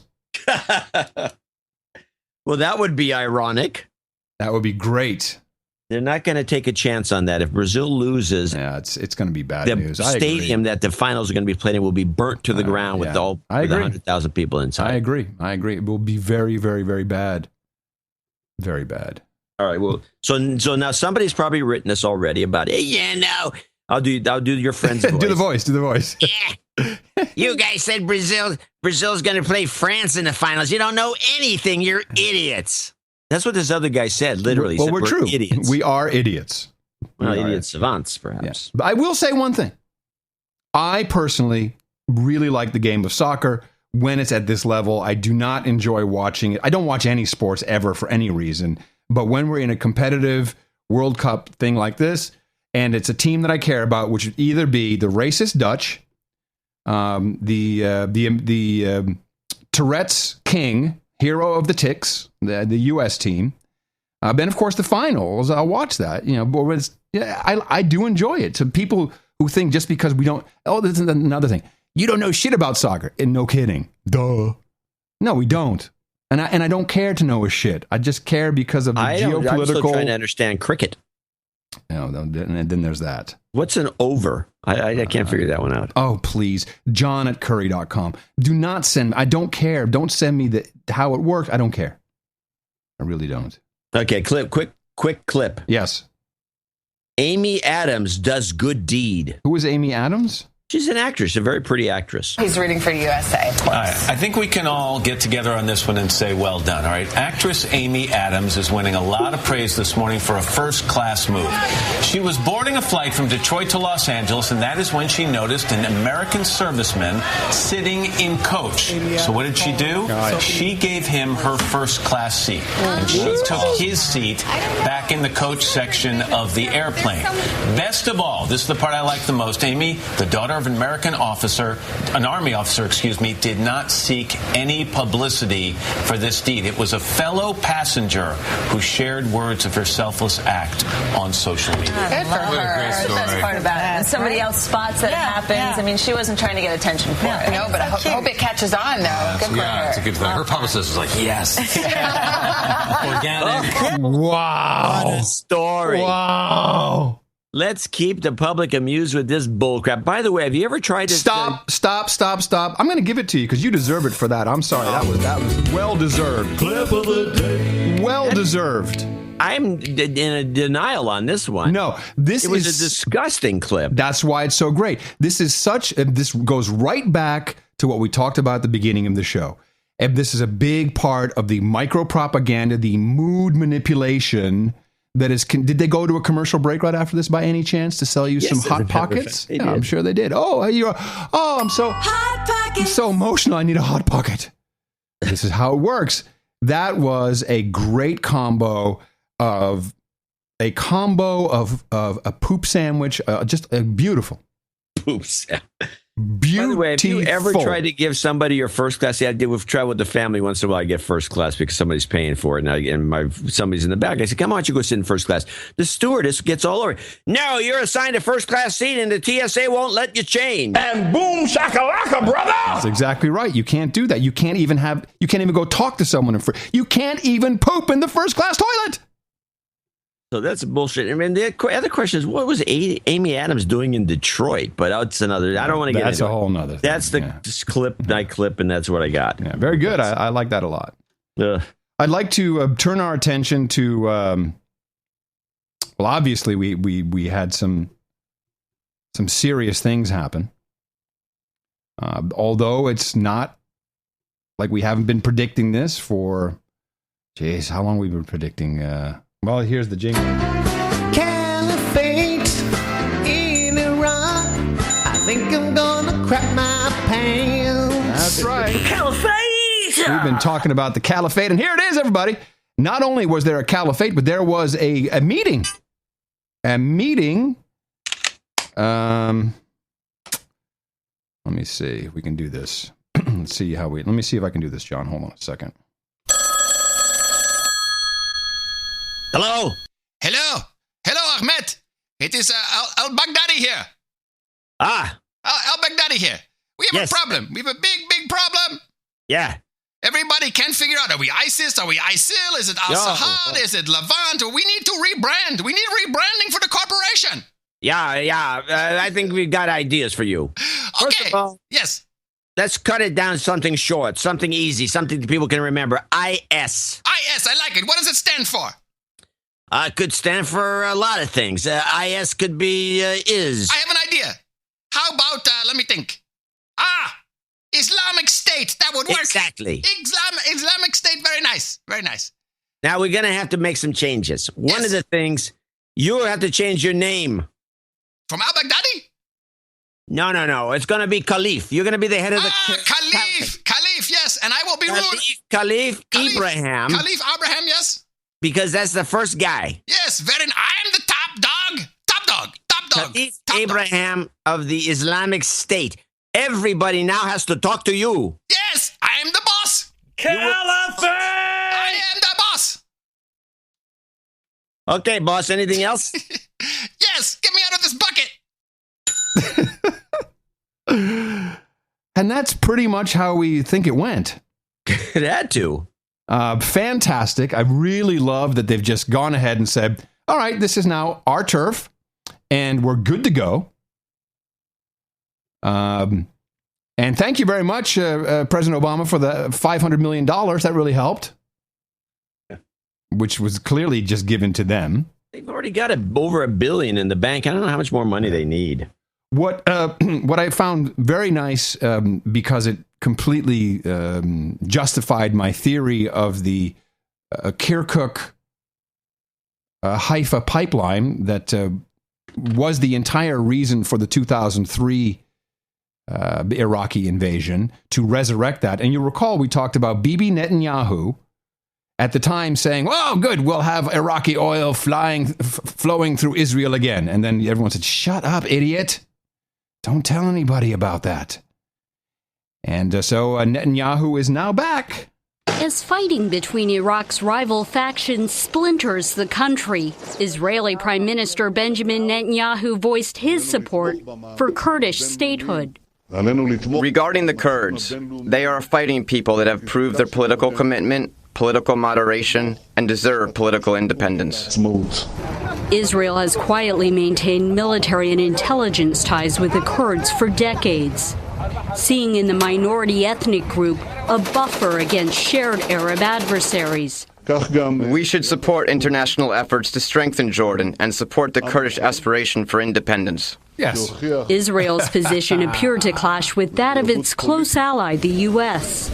Washington, particularly Secretary of State John Kerry, has pressed Kurdish leaders to stand with Baghdad. Yeah, you see, because whose oil belongs to who? This is really the problem.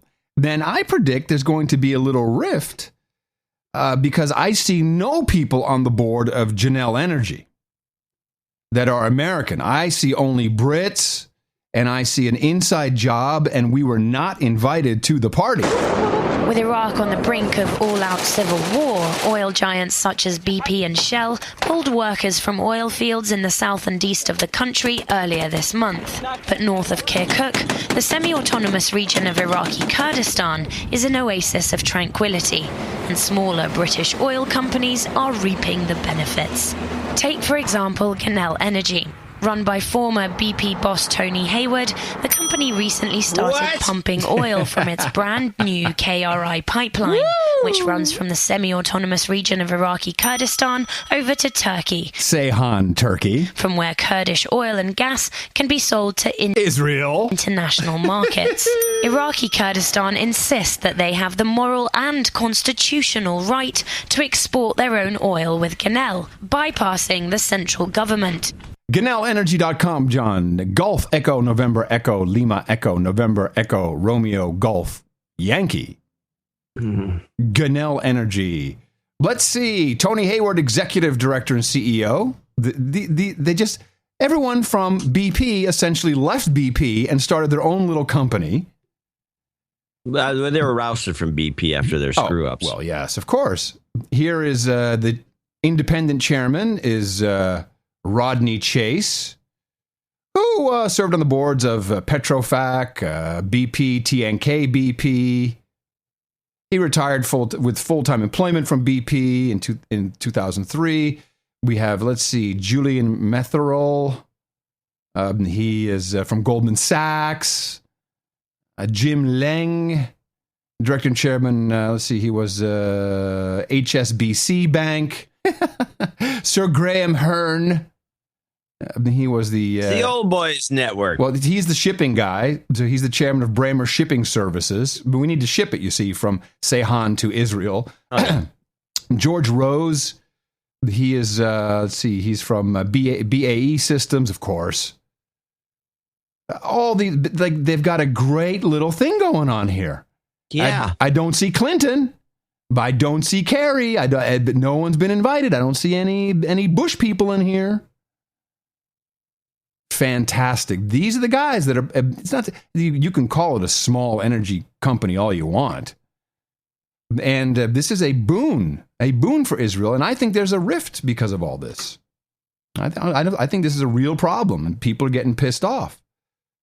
And now the United States and the douchebags who are fighting this crap, inciting all of it, are stuck with Baghdad, where it's going to be a mess, which is where everyone's, go Baghdad, Baghdad. Please pay no attention to the semi-autonomous region. What does that even mean? It's a caliphate, dude. They have a ruler. His name is the Caliph. They've rebranded. They got stickers. They got Twitter apps. They got social media people. It seems like. Play this clip. I don't know how much it has to do with much, but play this is the Iraq Parliament apparently had just blew up. Now, sorry. Do you want to set up? I was just going to say because nobody can agree on anything. Now, a new era in which Muslims will ultimately triumph. It is the promise from the leader of the group now calling itself just the Islamic State, which has taken over large parts of Iraq and Syria. Abu Bakr al-Baghdadi issued a call to jihad, a holy war, and a message lasting nearly 20 minutes, urging Muslims worldwide to take up arms and flock to the caliphate, it has declared. The response to that from the capital, Baghdad, well, chaos as Iraq's new parliament broke up, with lawmakers walking out and making threats despite calls for the urgent formation of a government to combat that onslaught. The three main blocks didn't reach a solution. Well, this is indeed this is the message we're supposed to focus on. Please pay no attention to the oil flow. Colorado woman aimed to go to Syria for jihad. ISIS in Arizona. In the Netherlands, more girls planning jihad trips to Syria. Urgent action needed to stem radical Islam risk. Dutch security service receives 25 million per year extra to stop the jihadis going to the caliphate to fight. And of course, they will all come back here to kill American citizens. Now, we have seen a rise in Europe within the last months arrests of individuals who had trained in Syria, who have come back to their host countries, who have talked about conducting events. And then you go back and lay this template over, and some suspicious things start to appear. The British soldier that was killed in 2011, there was some connection now, it appears, to the Syrian training camps. Then you look at even May of this year, in Brussels, the attack on the Jewish Museum. There seems to be a relationship in Frankfurt, Germany, where they killed 2 U.S. soldiers. Perpetrated by people who were trained in Syria. There's clearly some tie, and now we've seen other arrests, significant arrests around Europe in a tempo that is very concerning. Bullshit. Really seems, appears. He's just making it up. Very concerning. I thought that was Mike Rogers, by the way, the future disc jockey. Yeah. I thought this Mike Rogers is the worst. I thought this was kind of funny. He makes an analogy here, which is interesting. The easiest route today is to fly into Turkey and disappear for a while, come off the grid, spend as much time as you want in both either Syria or Iraq, or both, and then come back and fly out of Turkey. That wouldn't necessarily rise to the standard. Remember, these are U.S. persons. These are U.S. citizens. That's what the challenge is. Or they're British citizens, or they're German citizens, or they're Spanish citizens. That raises a level of difficulty for U.S. intelligence services in a way that we haven't seen in the numbers that they're trying to figure out who these people are and what their intentions are. That's what's so dangerous about this, and why allowing them to pool up in Syria, allowing them to have safe haven the size of Indiana between Syria and Iraq, and I say they, I mean Al-Qaeda. I love allowing them to have a safe haven the size of Indiana. Memes. Yeah. So he's off topic here, because he should be focusing on what we want to do, which is to isolate and blame Germany for everything. He only got a little bit of that in. Yeah, he only got a little bit. He mentioned Germany, but he didn't. I think this is why he's got to go. Yeah, he's out. He's no good. He's out because he stinks. He's no good. He's no good. I agree. He's not doing his job anymore. But that does bring me to Germany, if you're interested. Definitely. Well, back to Amy. Pope a Catholic? Back to Amy Goodman. Oh, Amy. Where was Amy? Bitching about the Supreme Court. Amy was in Germany. Yes, in Bonn. In Bonn. And when in Germany, what would you do? Well, you'd meet up with Laura Poitras, for one. No, not with Laura Poitras. You need to meet up with the new girl, with the new pretty girl on the scene. Oh. Who's the new pretty girl? Sarah Harrison is investigative editor of WikiLeaks and acting director of the newly formed Courage Foundation. Ho ho! This got me very interested. Of course. The newly formed Courage Foundation. The Courage Foundation. Thank you for your courage. Yes. Is their motto. Thank you for the Courage Foundation. So I, of course, spent too much time. Yeah, obviously. But, I like this story. I like this girl because she's obviously an intelligent shill one way or the other. Seven Oaks. Yeah. We know those. But now here's what we know. She was Julian Assange's girlfriend. She was an intern at WikiLeaks. And now she is not only the investigative editor of WikiLeaks. Let me just hear that again. Amy I think she says it differently. Sarah Harrison is investigative editor. Investigative editor of WikiLeaks and acting director of the newly formed Courage Foundation. An acting director of the newly formed Courage Foundation. Well, let us go to the Courage Foundation just for a moment. What is the Courage Foundation and what do you do? You can find under the FAQ section of couragefound.org. Yeah, we got a lawsuit brewing. The Courage Foundation is actually already been formed. It's in New Hope, Minnesota. Well, it's called the Courage Foundation, and the URL is The Courage Foundation. Yes. It's different than her Courage Foundation, which is at couragefound.org. Now, what is the Courage Foundation? What do you do? The Courage Foundation is an international organization that supports those who risk life or liberty to make significant contributions to the historical record. We raise funds for the legal and public defense of specific individuals who fit this criteria and are subject to serious prosecution or persecution.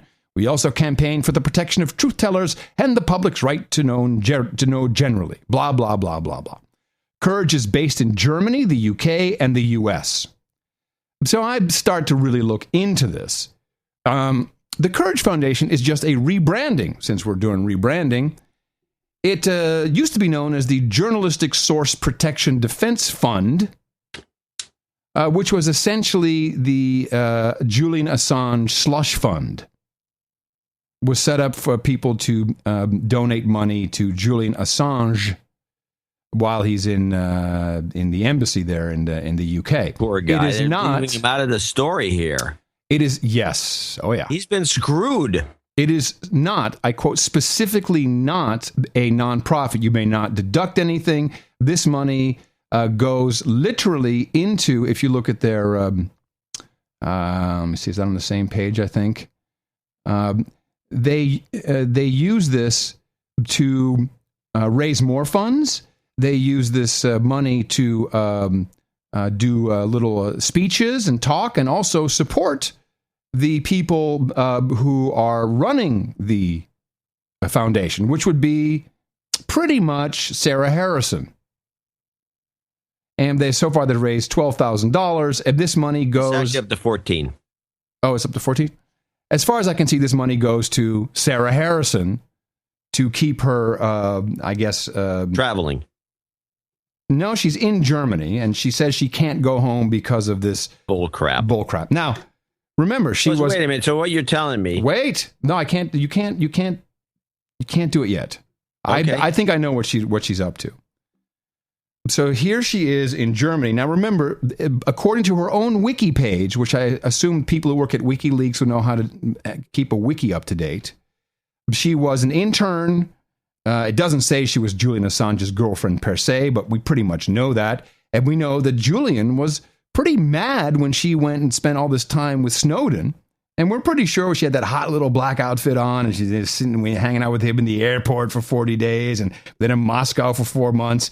Believe me, Snowden put the tip in. Nothing more, but something like that happened. And now all of a sudden, her history changes. You're investigative editor. What does that mean? How did you end up working with WikiLeaks? I had previously been working as an investigative journalist. Oh, really? For what? For when you were an intern at WikiLeaks? Was it the New York Times? The Guardian? No, sorry, Sarah. You're making up your own history now. WikiLeaks, for me, has not only that element in it of journalism publishing, but also the way in which it does it with its the concept we have of scientific journalism. Scientific journalism, John. What? She is totally off the rails. Speaking crap. I find very important and really appeals to me that all of the source documents should be there. The concept of preserving history, collating full archives, making them as usable as possible. So she's done none of this. The public have access to them. I really feel that it allows the public an ability to engage with their own history. And we've actually seen that a number of the largest stories that have come out of our publications are because of people finding them themselves, or people who are involved in maybe a court case. Then they have some more evidence for their court case. They're able to try and get justice. And so for me, this is a whore. Yeah, blah, blah, blah, blah. Our show notes do more than you're doing, darling. I'm sorry. I got a couple more things because I know what she's doing. I'm on to her game. But so here is one of the things that the Courage Foundation is doing is they have their first campaign, which is I Stand for Snowden. I stand for Snowden. And Sarah Harrison, and it's all YouTube videos. And she stands for, does she stand for Snowden or? My name is Sarah Harrison, and I'm WikiLeaks investigation editor and escorted Snowden to the safety of temporary asylum in Russia. Snowden and other whistleblowers do this world a great service, and they should be protected around the globe. The United States government, though, would like to make an example of Snowden and put him in prison for decades. This is just hearsay, by the way. We have to support him and show another example. Snowden took great risks to reveal important truths to the world. We should stand with Snowden. Berlin stands with Snowden. Berlin stands with Snowden. Whew. What? Yeah, Berlin stands with Snowden. Berlin. She represents Berlin? Yeah, she does, apparently. Okay, now just to show you the bull crap that Amy Goodman is, the bull crap that Sarah Harrison is, we get to reach back into the No Agenda archives Good. Yeah. But first, let's hear the bullcrap. When was it within this period of going to Russia that Bolivian President Morales' plane was forced down in Austria? Forced down! There were jets flying by, forcing the plane down. Land or we'll shoot you out of the sky, citizen. By the U.S. government. Well, we were still in the airport. There had been a number of presidents that had been in Russia meeting with Putin. And Morales was one of them. President Morales was one of them. And when his plane took off, there was the allegation that Snowden was on the flight, and the airspace around Europe shut down while he was trying to get across the continent. So here you see an extraordinary example of the US dominance, where they're able to get other supposedly sovereign nations to close their airspace because of supposed intel that they have. And a president's plane violating international agreements is downed and was forced to come down in Austria. All of these different countries participated. Yes, a number. There was Spain, Portugal, France. There was a number of countries that and of course Austria had to accept him at the airport. Yeah. I don't think they'd go quite as far as having his plane run out of fuel and just crash to the ground. Quite that far. Lying sacks, both of you. Liars. I would like to reach back in the No Agenda archives and play for you the audio of Foxtrot Alpha Bravo 001. This is the Bolivian president's plane who landed in Austria. I believe at the time the way we deduced this was all PR, and even the Bolivian president was in on it, whether forced or not. But he was not forced out of the sky. Airspace there was not like some magical electric fence that closed off around all of the European airspace. No, in fact, they requested to land in Austria. They made up an issue with their fuel gauge. And as you will hear, and I love playing this, at no point is there any inkling of evidence of a forced to land situation. Control, good evening, Foxtrot Alpha Bravo 001. Alpha Bravo 001, good evening. Information Whiskey, expect ILS runway 16. Information Whiskey, ILS runway 16, Foxtrot Alpha Bravo 001. And do you need any assistance? Alpha Bravo 001, do you need any assistance upon landing? They're asking, do you need any assistance when you land? Are everything okay?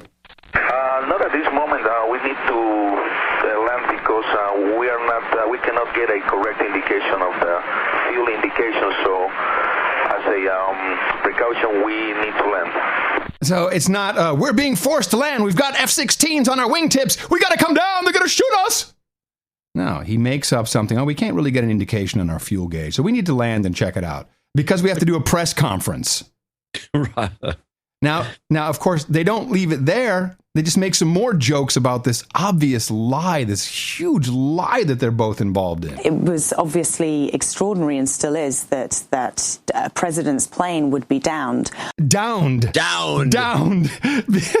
No one was downed, people. I think that it is something, these sorts of extra legal and extraordinary actions is something that WikiLeaks has seen on a number of occasions. You haven't seen that because it didn't actually happen, honey. The financial blockade, when we were publishing the war logs that started publishing Cablegate, there was an extra-legal financial blockade against us. The fact that supposedly independent financial companies will just cut off a publishing organization because of pressure from the US government is again another extraordinary act that shouldn't be happening within You're talking the rule about of law. PayPal. PayPal cutting off Visa, any ability MasterCard. for WikiLeaks to get money through. To receive donations direct to us or actually via third parties that were collecting money for us. All right, so there is a rift going on right now. And it's all on message boards, and there's a lot of history between Cryptome.org and WikiLeaks.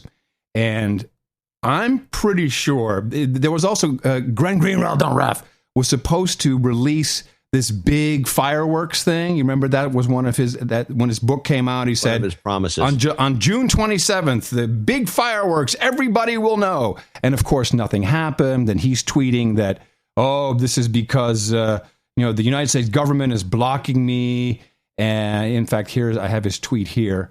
After 3 months working on our story, United States government today suddenly began making new last-minute claims which we intend to investigate before publishing. So he still hasn't published. And then Cryptome, they're tweeting, oh, maybe the EFF will publish all the withheld Snowden documents to forestall war by releasing all documents to go beyond polite public debate. And then they're talking about some war that might start on July 22nd or something. So there's something going on, but somehow Sarah Harrison is involved in this. And I think the only thing she's going to do, and put this in the Red Book, kiss and tell. Her book is going to be the book. I slept with Snowden. Oh, yeah.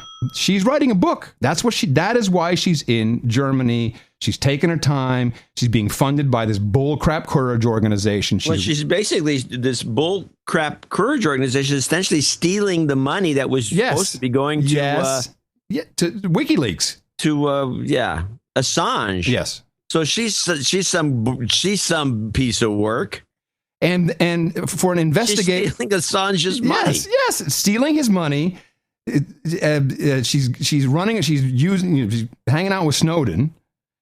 Here's a little thing that I found very interesting. See if you catch this and why this investigative journalist who uses science journalism didn't catch this mistake or correct Amy Goodman. You're living in Berlin, Germany right now, but you're from Britain. Why not go home? Britain has a terrorism act which has within it a portion called Schedule 7, which is quite unique. What it is it gives officials the ability to detain people at the border as they go in or out, or even transit through the country. And this allows them to question people on no more than a hunch, giving them no right to silence. It also was the case of no right to a lawyer as well, though that's starting to be changed. But you're compelled to answer their questions. All the legal advice received is that the likelihood is very strong that I would be Schedule 7, detained under this, and questioned. Because of my work with WikiLeaks and Snowden, there are certainly answers for source protection reasons that I would be unable to answer, which would make me committing a crime upon returning home.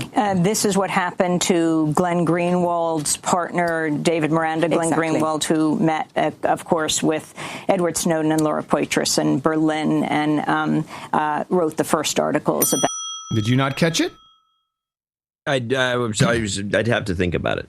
It's all right. I'll replay it for you, that last bit. David Miranda, Glenn Greenwald, who met, of course, with Edward Snowden and Laura Poitras in Berlin. And, They met him in Berlin? Yeah, really? By the way, we have, well, don't forget that we have theorized the possibility that Snowden's in Berlin. Yes.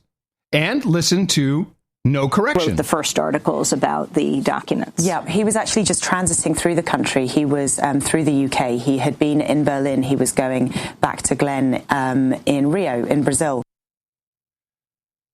Interesting. So No Correction. Oh, no, Snowden didn't meet with them in Berlin. That didn't happen in Berlin. Yeah. So this whole thing, this Courage Foundation is one big honeypot. Yeah, definitely.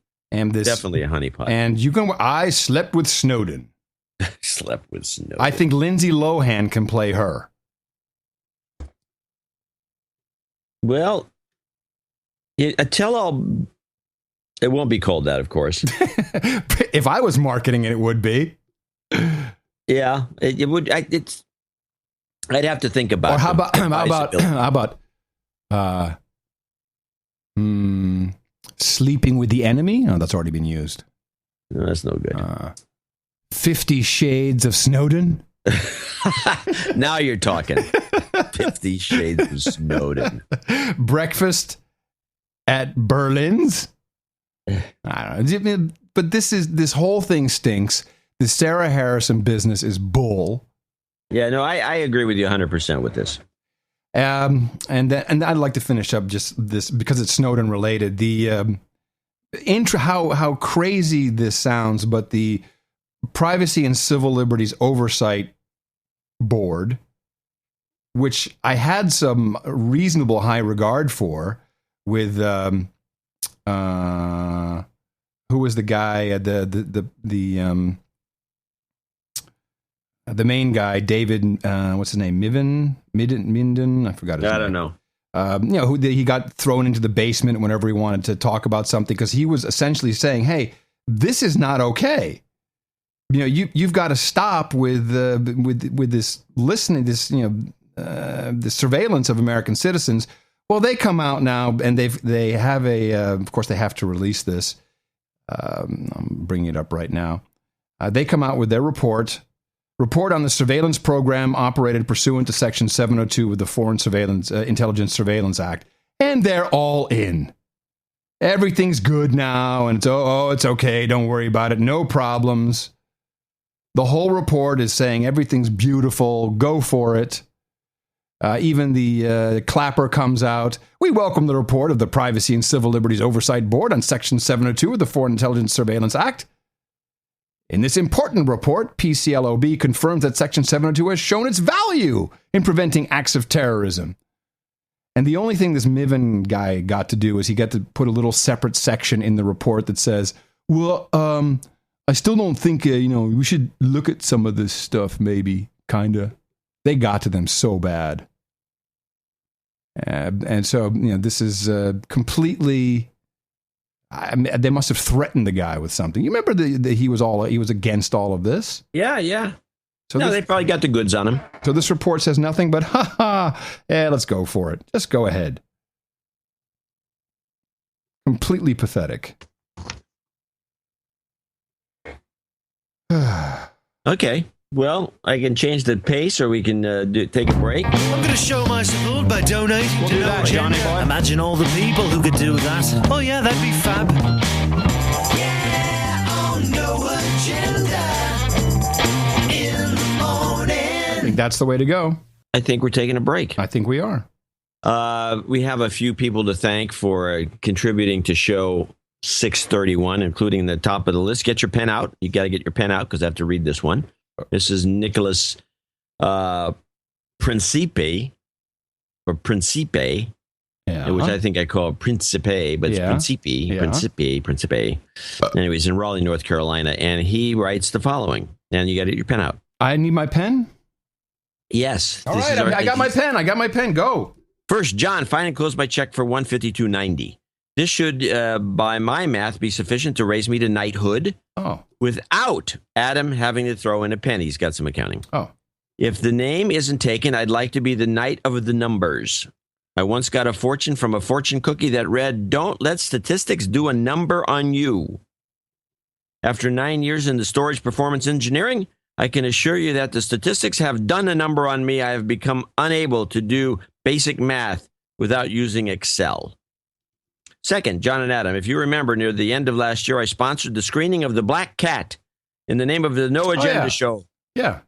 Here's another result of that sponsorship of the No Agenda Show, listed as Vampire Slayer. Did you get your brochure? No. I did. I got the brochure from the film festival. It's got our name in there. Oh, nice. We're on the Vampire Slayer level donator. Cool. First result of the sponsorship was a title card before the movie. Adam played a clip on the show. Yes. No Agenda is listed at the bottom of the first page of the first column. Okay, we got it. Nice. Lately, as always, thank you for your courage. You got a pronunciation. My birthday is 7/9, and he'd enjoy a shout out. We'll give him to him today. Oh, so not only does he become a knight, but he also has a birthday shout out, neither of which was on the list. Because I have the letter. That's right. Right here. And I wasn't going to type all that stuff in and send it to Eric. And how old is he? Doesn't say. Okay, what is the birth date? 7/9. July 9th. Yeah. Okay. We'll give it to him today. Got it. In advance. I got it, boss. Good to go. Anyway, that's him. Sam Lung in Toronto, Ontario, 147.71. He's always coming in. Sir Sam, as a matter of fact. Nice. Don Rozakis. Hey, Montclair, New Jersey. It's my old hood. New Jersey. Joy's my old hood, man. Montclair. She calls this the Boom Shakalaka donation. Bingo, Boom Shakalaka. Love Slave D. So what is that number then? 101? That's Bingo Boom Shakalaka? I guess so. All right, good. 101. We'll make it official. Yeah. Sir Jono, Elder of Zion, yay. in Israel, $100. He's been very helpful, by the way. He says, thank you for your roughage. He's been extremely helpful with a lot of the Middle East stuff that's been going on. Good. And it's good because you can just email him and say, "What's this with the Jews?" He doesn't get offended. You're like, okay, he's Israeli. Israelis are hard to offend. What's this with the Zionists? Yeah, okay. Graham Scott in Australand. Oh, he has a Sir Dr. Sharkey in Jackson, Tennessee, 9880. He had an idea here, by the way. Yeah. He said instead of doing the temperature donation, why of the temperature where you live, why not donate your body temperature? He says it could be a real winner during flu season because it'll go up to 102 to 103 degrees. Guy's a genius. Yes. Paul Tittle in Hamilton, Ontario, 8819. And now we have our 4th of July call-outs of $74.14 from the following people. Matthew Januszewski in Chicago, Illinois. Sir Thomas Nussbaum in Virginia Beach, Virginia. Jeffrey Fitch in Winter Garden, Florida. John Anderson in Youngsville, Louisiana. Eric Kitnick in San Francisco. Viscount Robert Goshko in Sherwood Park, Alberta. Mac Tank in La Jolla, California. Jason Fortune in Geneva, Illinois. He becomes a knight today with this donation. And he's a knight today. Maurice Tate in Vallejo, California. The city that started it all. Shane Pedden in Cartersville, Georgia. Dwyer James in Hong Kong. Sam Havholm in Endicott, New York. Jeroen in Den Bosch. Jeroen in Den Bosch. It's his birthday on the a knight, 4th of July. No, he has a birthday. Oh, well, I'm sorry, I got the colors wrong. Yvasanth Damarge. Vasant Damarge. Wait a minute. This is an Indian guy. Vasant? Vasant Damaraj. Sorry. In San Jose, California. Brad Doherty in Brooklyn, New York. Harvey Lee in Federal Way. Hold on. Brad's going to be a knight today. Well, Brad is going to be a knight. Yeah. He says, I'm a knight. You will be. What is his note? I'm a knight. Where was I? Brad Doherty. Harvey Lee in Federal Way, Washington.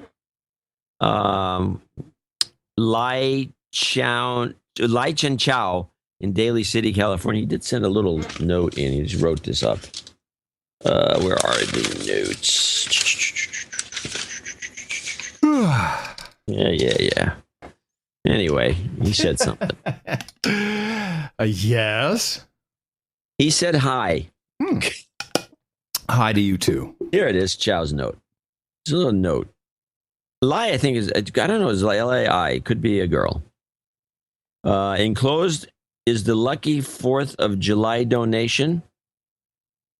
A check to bypass PayPal. Anyway, I was recently laid off. So can you please send me some job hunting karma? This is a good example of somebody laid off still taking part. Yeah, we're going to give karma and jobs karma at the end of this list, obviously, because we just can't. So people know we don't read all the notes out loud anymore for the regular donation segment. We do read them all. We love what you're writing to us. Yeah, she'll get her thing. As soon I said Lai, L-A-I. Look it up. See if it's a female or male name in Mandarin or Cantonese. X-Hamster? Let me see. Sir James Mann in Ringo, Louisiana. And he gives his call letters are KF5YAE.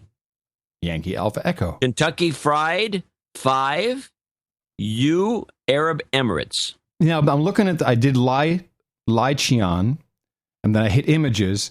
And it's about an equal amount of dudes as gals. Wow. All Chiners. And some of them I can't even tell what they are. Well, there's that. Jean-Pierre Facette in Ottawa, Ontario. I'm sorry. This is the Canadian. We got 2 Canadians that came in on the 1st. The 1st of July is their day. Yeah, which we didn't mention. I think I did in the newsletter. Yeah. So in the newsletter, we got the 2 Canadians came in. That's how celebratory they are in Canada. 2.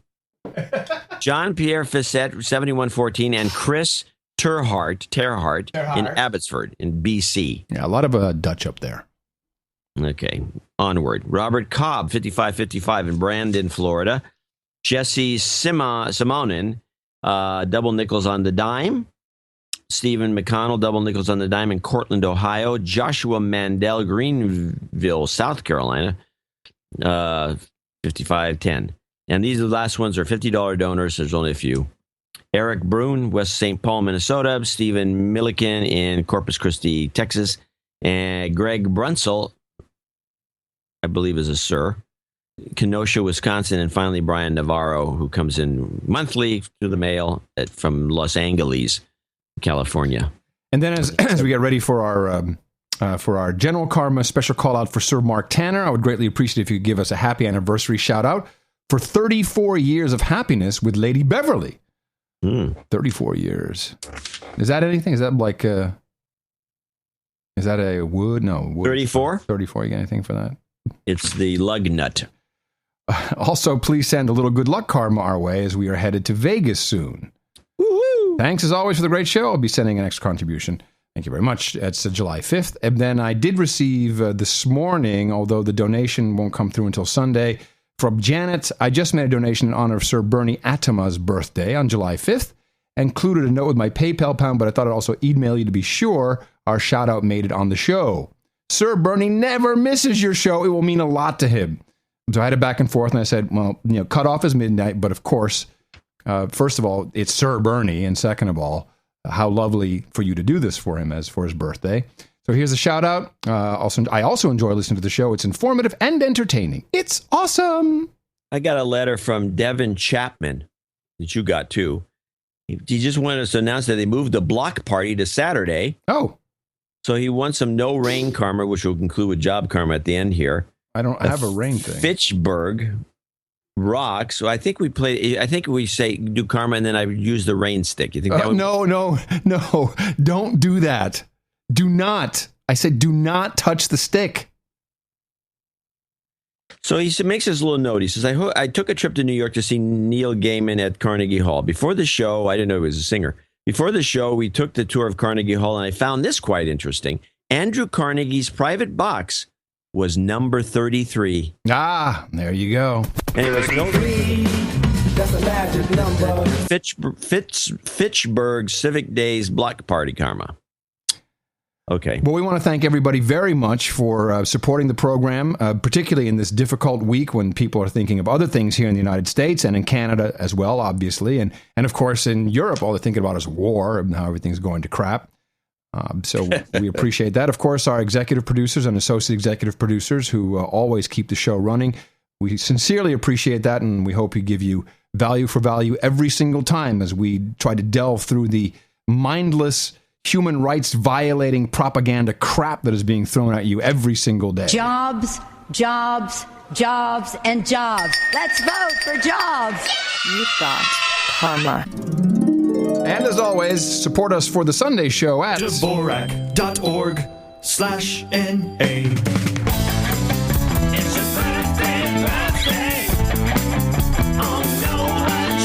And as we just said, happy birthday, Sir Bernie, celebrating on the 5th from the lovely Janet.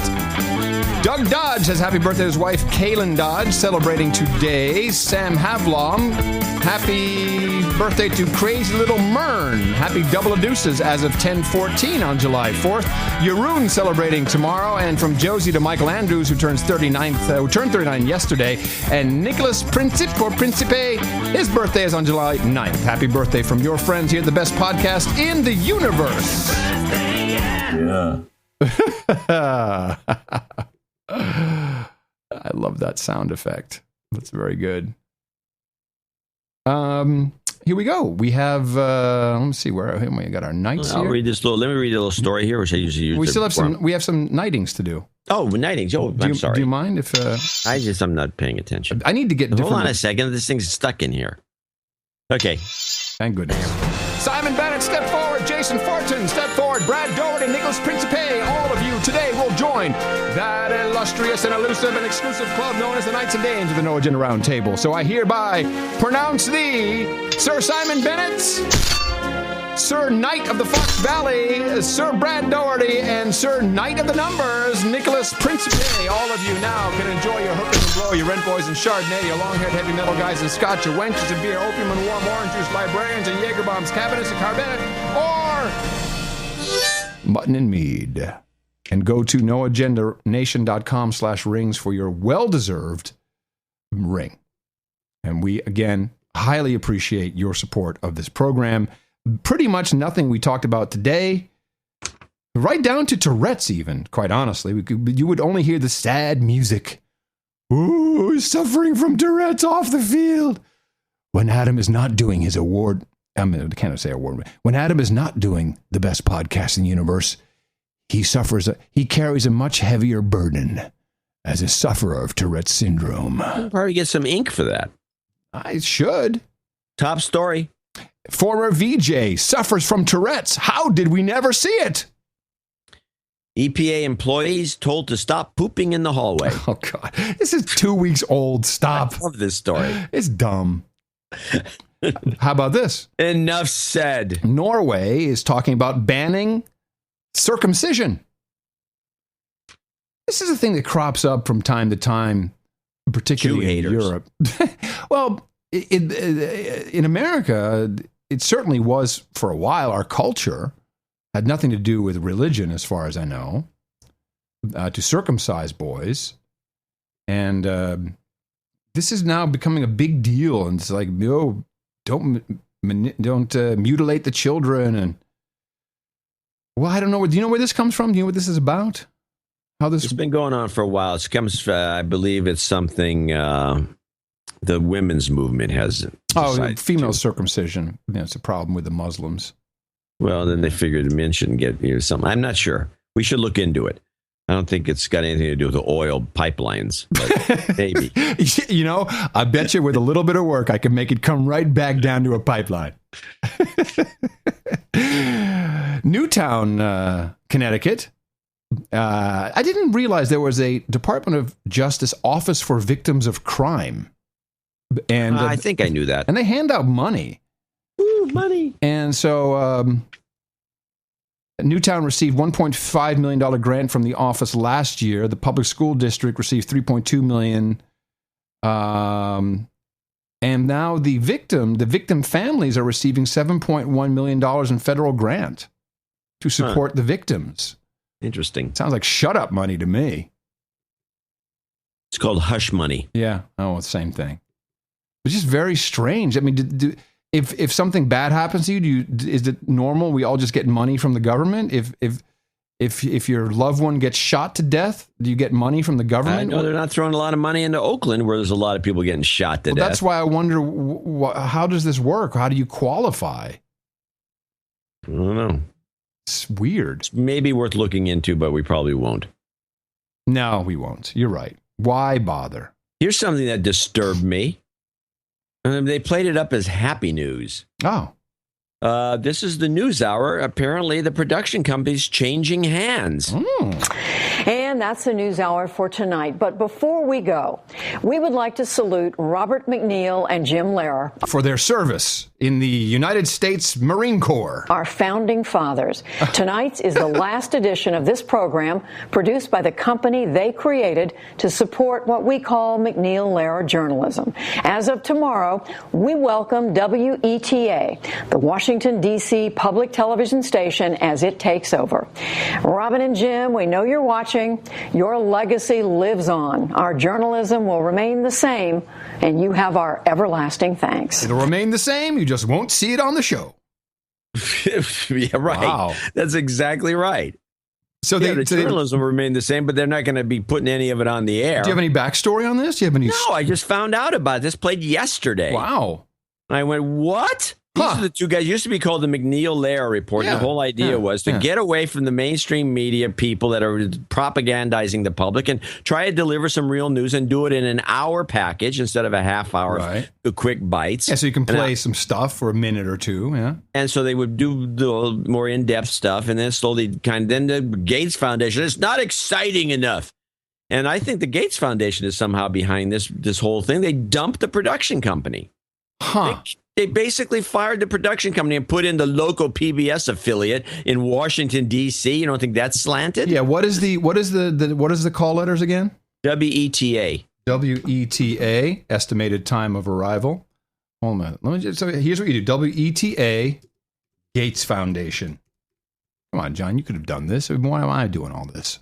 You could have done it yourself. I don't think they're going to. Well, there might be a connection. Oh, gee. The Gates Foundation grant will enable. Let's see. That's an old story. This is not that hard to do.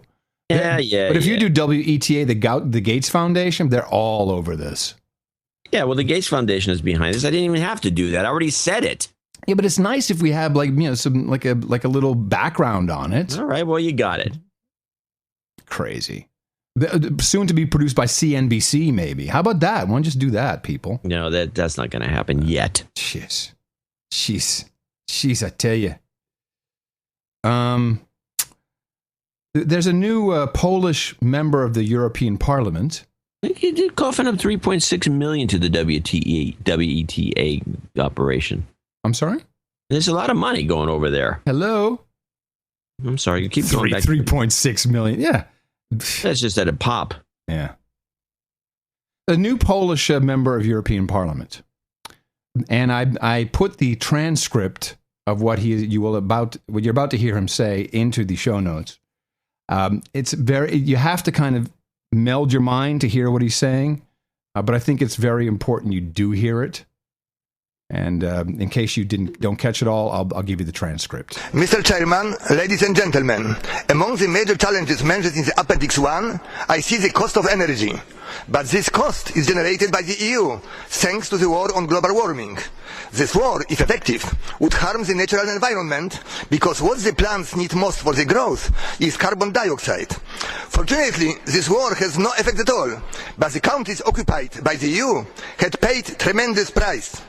The global warming, if it is real, is not anthropogenic, it is humbug.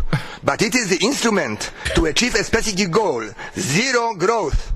And this goal, a clandestine dream of some person sitting among us, had been reached. For 2 trillion euros spent and wasted. It's felony. I hope on January the prosecution office of EU will be at last established, and the culprits, including the pseudoscientists who had in bad faith supported this lunacy, will be found, named, duly prosecuted, tried, and put to the jail. Okay, so I need to read the second half of that because he says some good things. It's very hard to understand. Well, it's quite funny to listen to him. The global warming, if it is real, is not anthropogenic. It is humbug, which he says humbug. I like that. Humbug. It is humbug. But it is the instrument to achieve a specific goal, zero growth. And this goal, a clandestine dream of some person sitting among us, has been reached. For 2 trillion euro have been spent and wasted. It is a felony. I hope on January, it should be in January, the prosecution office of the EU will at last be established, and the culprits, including the pseudoscientists who had in bad faith supported this lunacy, will be found, named, duly prosecuted, tried, and put to jail. I'm liking this. Somebody's this is speaking truth to power. Yeah, the thing is, we didn't understand what the fuck the guy said. This is someone needs to train him because his words are powerful. But when it's like, jeez, there's no. He needs to work on his erudition. Yeah. Well, I got kind of involved in, I'm still working on this. Good job, Poland. You got a good guy there. Good work. Janus. I didn't realize, we talk about global cooling and how it was a big deal in the 70s but that wasn't the real analog for what we're seeing today with global warming. And I think this guy kind of made the point it's about zero growth because the zero growth movement actually began in the late 40s. And then there's an actual movement called the Zero Growth Movement? It wasn't called that. It was called population control. And it took it began in the 40s, and it developed into the 50s, and then by the 60s, the book came out. And now it's called Planned Parenthood? It's essentially, I believe, I don't know. I'm not going to get into it. But I was doing all my research on this thing that was when it was taking place with Earhart and all the rest of it. On the zero population growth thing and the Club of Rome and how we're all going to be dead by sure. Mm-hmm. It was, everybody was all in to such an extreme. It's the same exact thing as global warming. If you brought up in 1972 the idea that the population could double, world population could double, and it would be fine. It'd probably be less famines than there are today. You would be shouted down the same way you get shouted down for global warming. Right. So, and this is now, that was 40 years ago. And people forget. That's how long we have to deal with this global warming crap? Yeah. Well, look how long it took to evolve. It started in the 40s with a couple of reports, government reports about the population being too many people. Mm-hmm. And then in the 50s, it really started becoming an intellectual thing and started being discussed as a population bomb. And then you ended up with the popularization of the books and the Club of Rome and all the rest of it. It was a 30, 40-year cycle. It was the 50s. We get all of the 50s, all of the 60s, and all of the 70s. 30 years of it before people stopped talking about it. And they still talk about it a little bit, but not as much as they were talking about it, where you get shouted down. This is about the same. We're probably about, 2/3 of the way through the global warming hysteria, which is going to last another decade. Oh, I'm so tired already. And there's a new meme, by the way, that we can look out for. Since we failed at carbon neutrality, the new meme is, we have to go carbon negative. Carbon negative. Put it in the book. I'm not putting it in the book. I'm putting it as a show title. We're going carbon negative, baby. Well, that's how we roll. Carbon negative. That would create zero growth. That would, well. But I think during the population boom, I think this is just an extension of that. The fears of world population, which, by the way, I saw a very interesting lecture on how it's going to level off and just basically go flat with X number of billions. And what lecture was this? Can we find this somewhere? I had a clip in some show. We never played it. But anyway, I think this is just an extension of the same thing. This desire by the rich to stop things from growing, and it's too easy to lose control. Mm-hmm. A war breaks out and people take their stuff. And what is the best way to hey man, don't take my Maybach. Don't touch my stuff. Yeah, you're right. What is the best way to control the people in today's day and age? What do you have to control? The water. No, that would be a good one. That's the latest one, by the way, the water scare. I have this. Hold on, I have it here. It's easy to know the price of this around the world, a bottle of water. But not so much this. Water, the commodity. It is the most precious of commodities. And in the future, world population growth and climate change could combine to make potable water much more scarce. So now people are pondering a world a couple decades into the future where water could be traded on a futures exchange like oil or gold, so that there's a more efficient pricing mechanism. Water is more challenging, however, than other commodities. Blah, blah, blah. You're right. It's already being put into place. Water. Commodity, more precious than gold or oil. Water. Yeah. The thing you really want to control is the internet, of course. Well, that would be a useful thing. Yeah. 2 documents, and that's all. Then that is all I'm going to do for today. Lots more on Sunday. But 2 documents that correspond in some very, very interesting ways. One is we have this mayors thing, the Council of Mayors. I think it's what it's called. And they apparently get together and then they make resolutions. And with these resolutions, they go back and then they essentially ramrod things through their own cities. It's kind of a new world order of the mayors. And they had a recent meeting and they released their resolutions, which is 260 pages. but well worth talking about just a few things. Of course, the main thing they're always concerned about is children, health, and human services. And I just want to read this. Supporting the implementation of Common Core state standards with rigorous and comparable assessments. So this just shows you how the Common Core is going to be ramrodded through no matter what you say, no matter what you want. And the things that are in here are very interesting, where they say, it's just like the United Nations, where they have whereas, it is therefore be it resolved. These kinds of documents. Oh, yeah. So it's very kind of official looking. So whereas officers demonstrate a locally led national movement of governors and state commissioners of education from 48 states.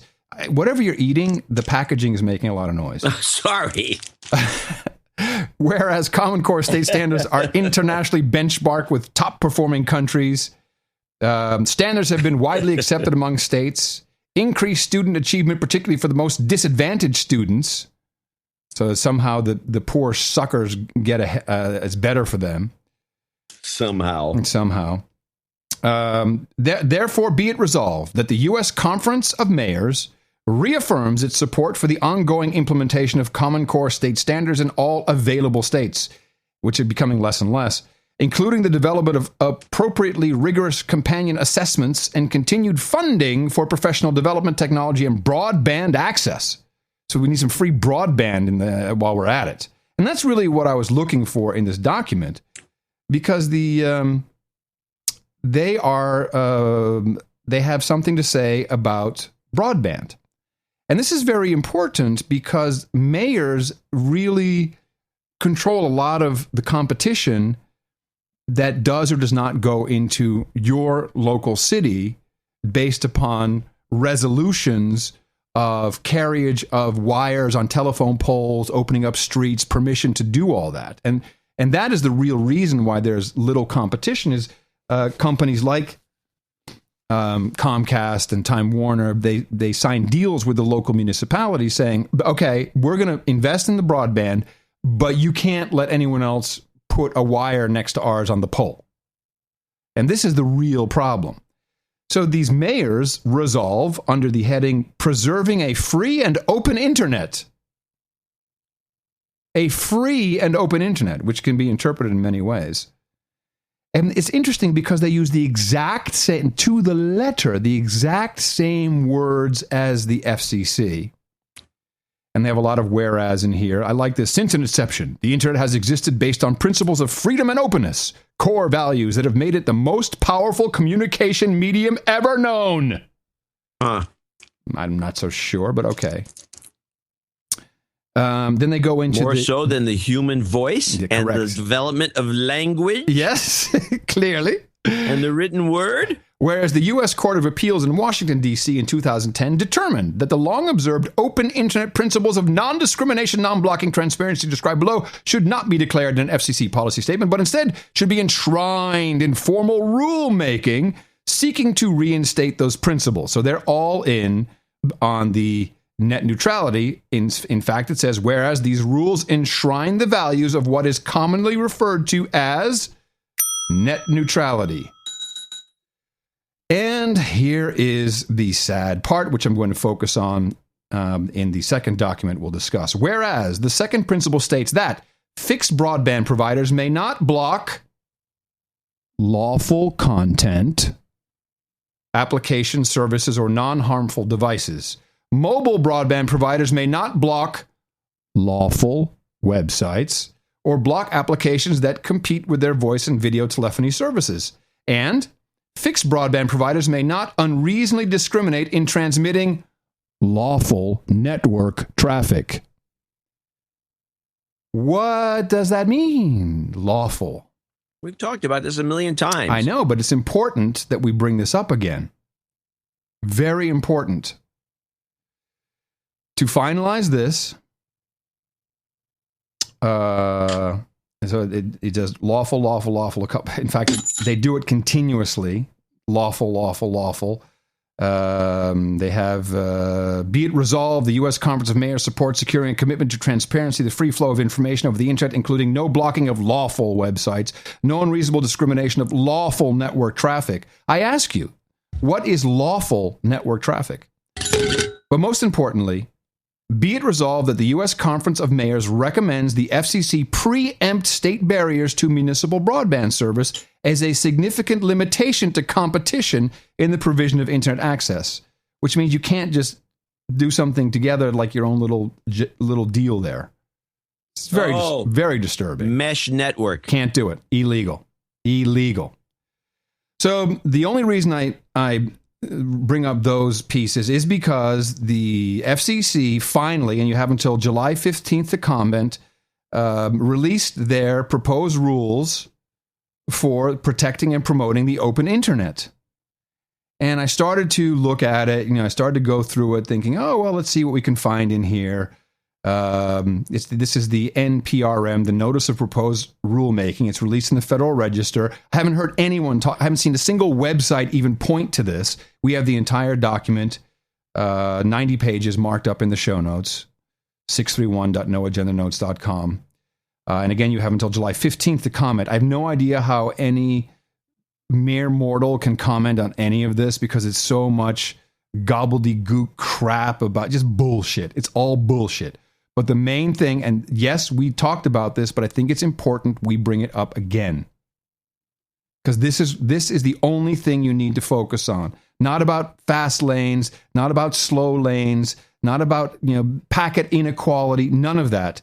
You need to talk about and ask questions of who determines what is legal content, who determines what is legal network traffic. What does that mean?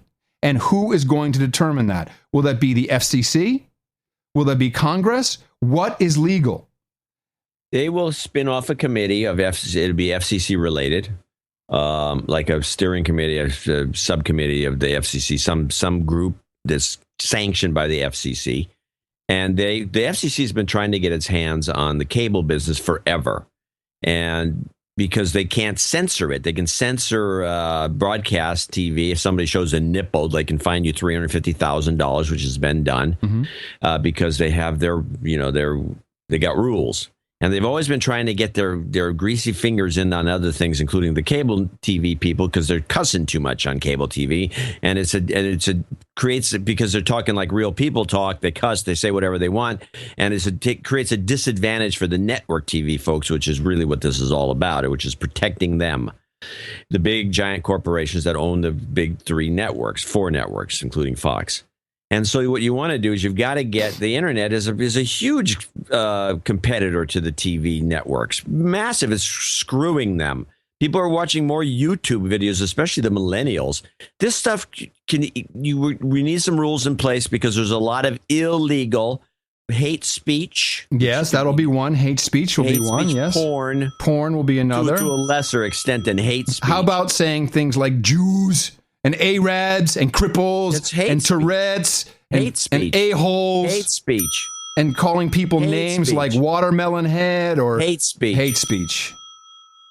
Now, but it gets more interesting because the order, they call it the order, adopted anti-blocking requirements. The order is lawful content, lawful applications, lawful services, and lawful network traffic. That's the one that really gets me. So in order to approve network traffic as lawful and legal, you have to look at it. You have to inspect every single packet. And we are the only people talking about this. And there's, of the 90 pages, 60 of them have the word legal or lawful in them. And nowhere is there a determination what is legal, what is lawful, or who is going definition. to... No definition. And who is going to determine that? Your government. Your governments, they're on your side, Adam. They're not trying to do anything bad. They're not trying to shut down the show. I would like every person who, if you ever have a conversation about net neutrality, you need to say, I don't give a crap about fast lanes or slow lanes. The minute you allow any regulation, it comes down to lawful and legal content, applications, services, and network traffic.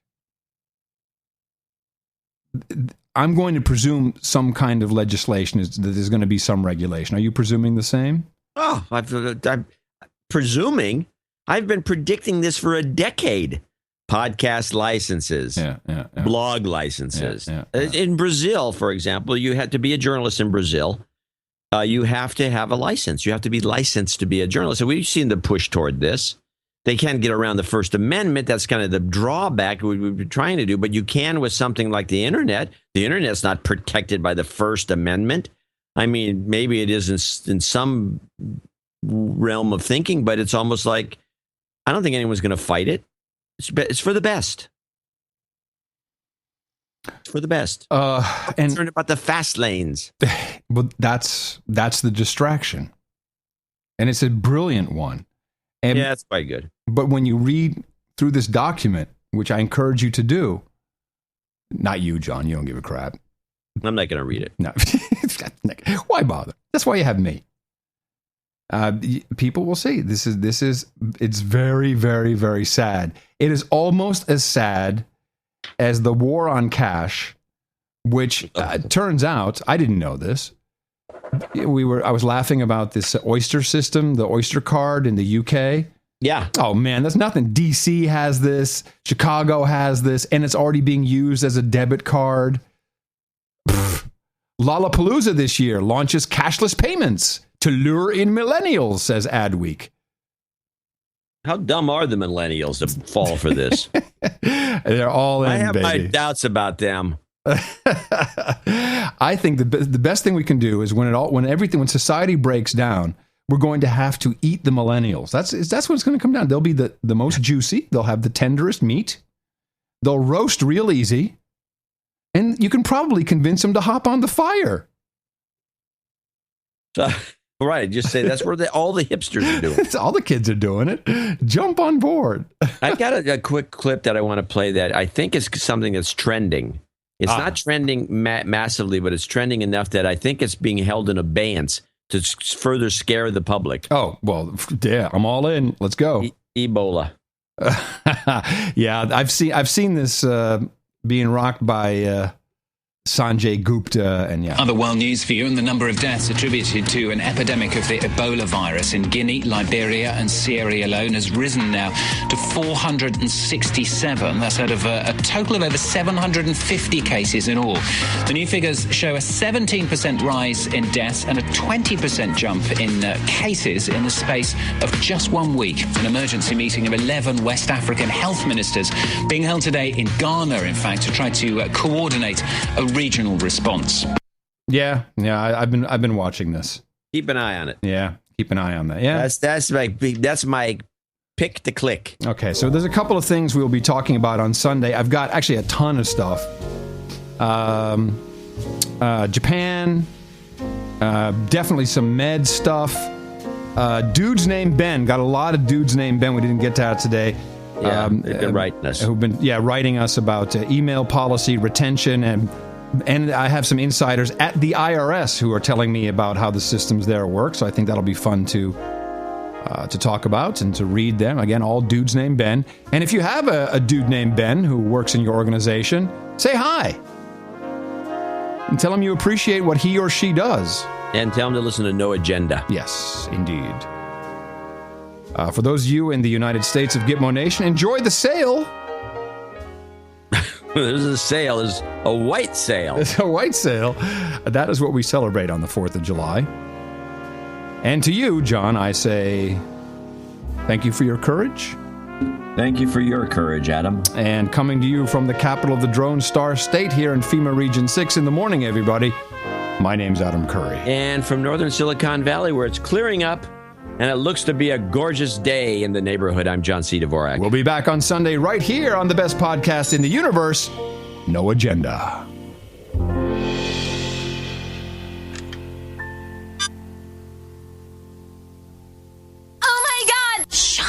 already. Science is amazing!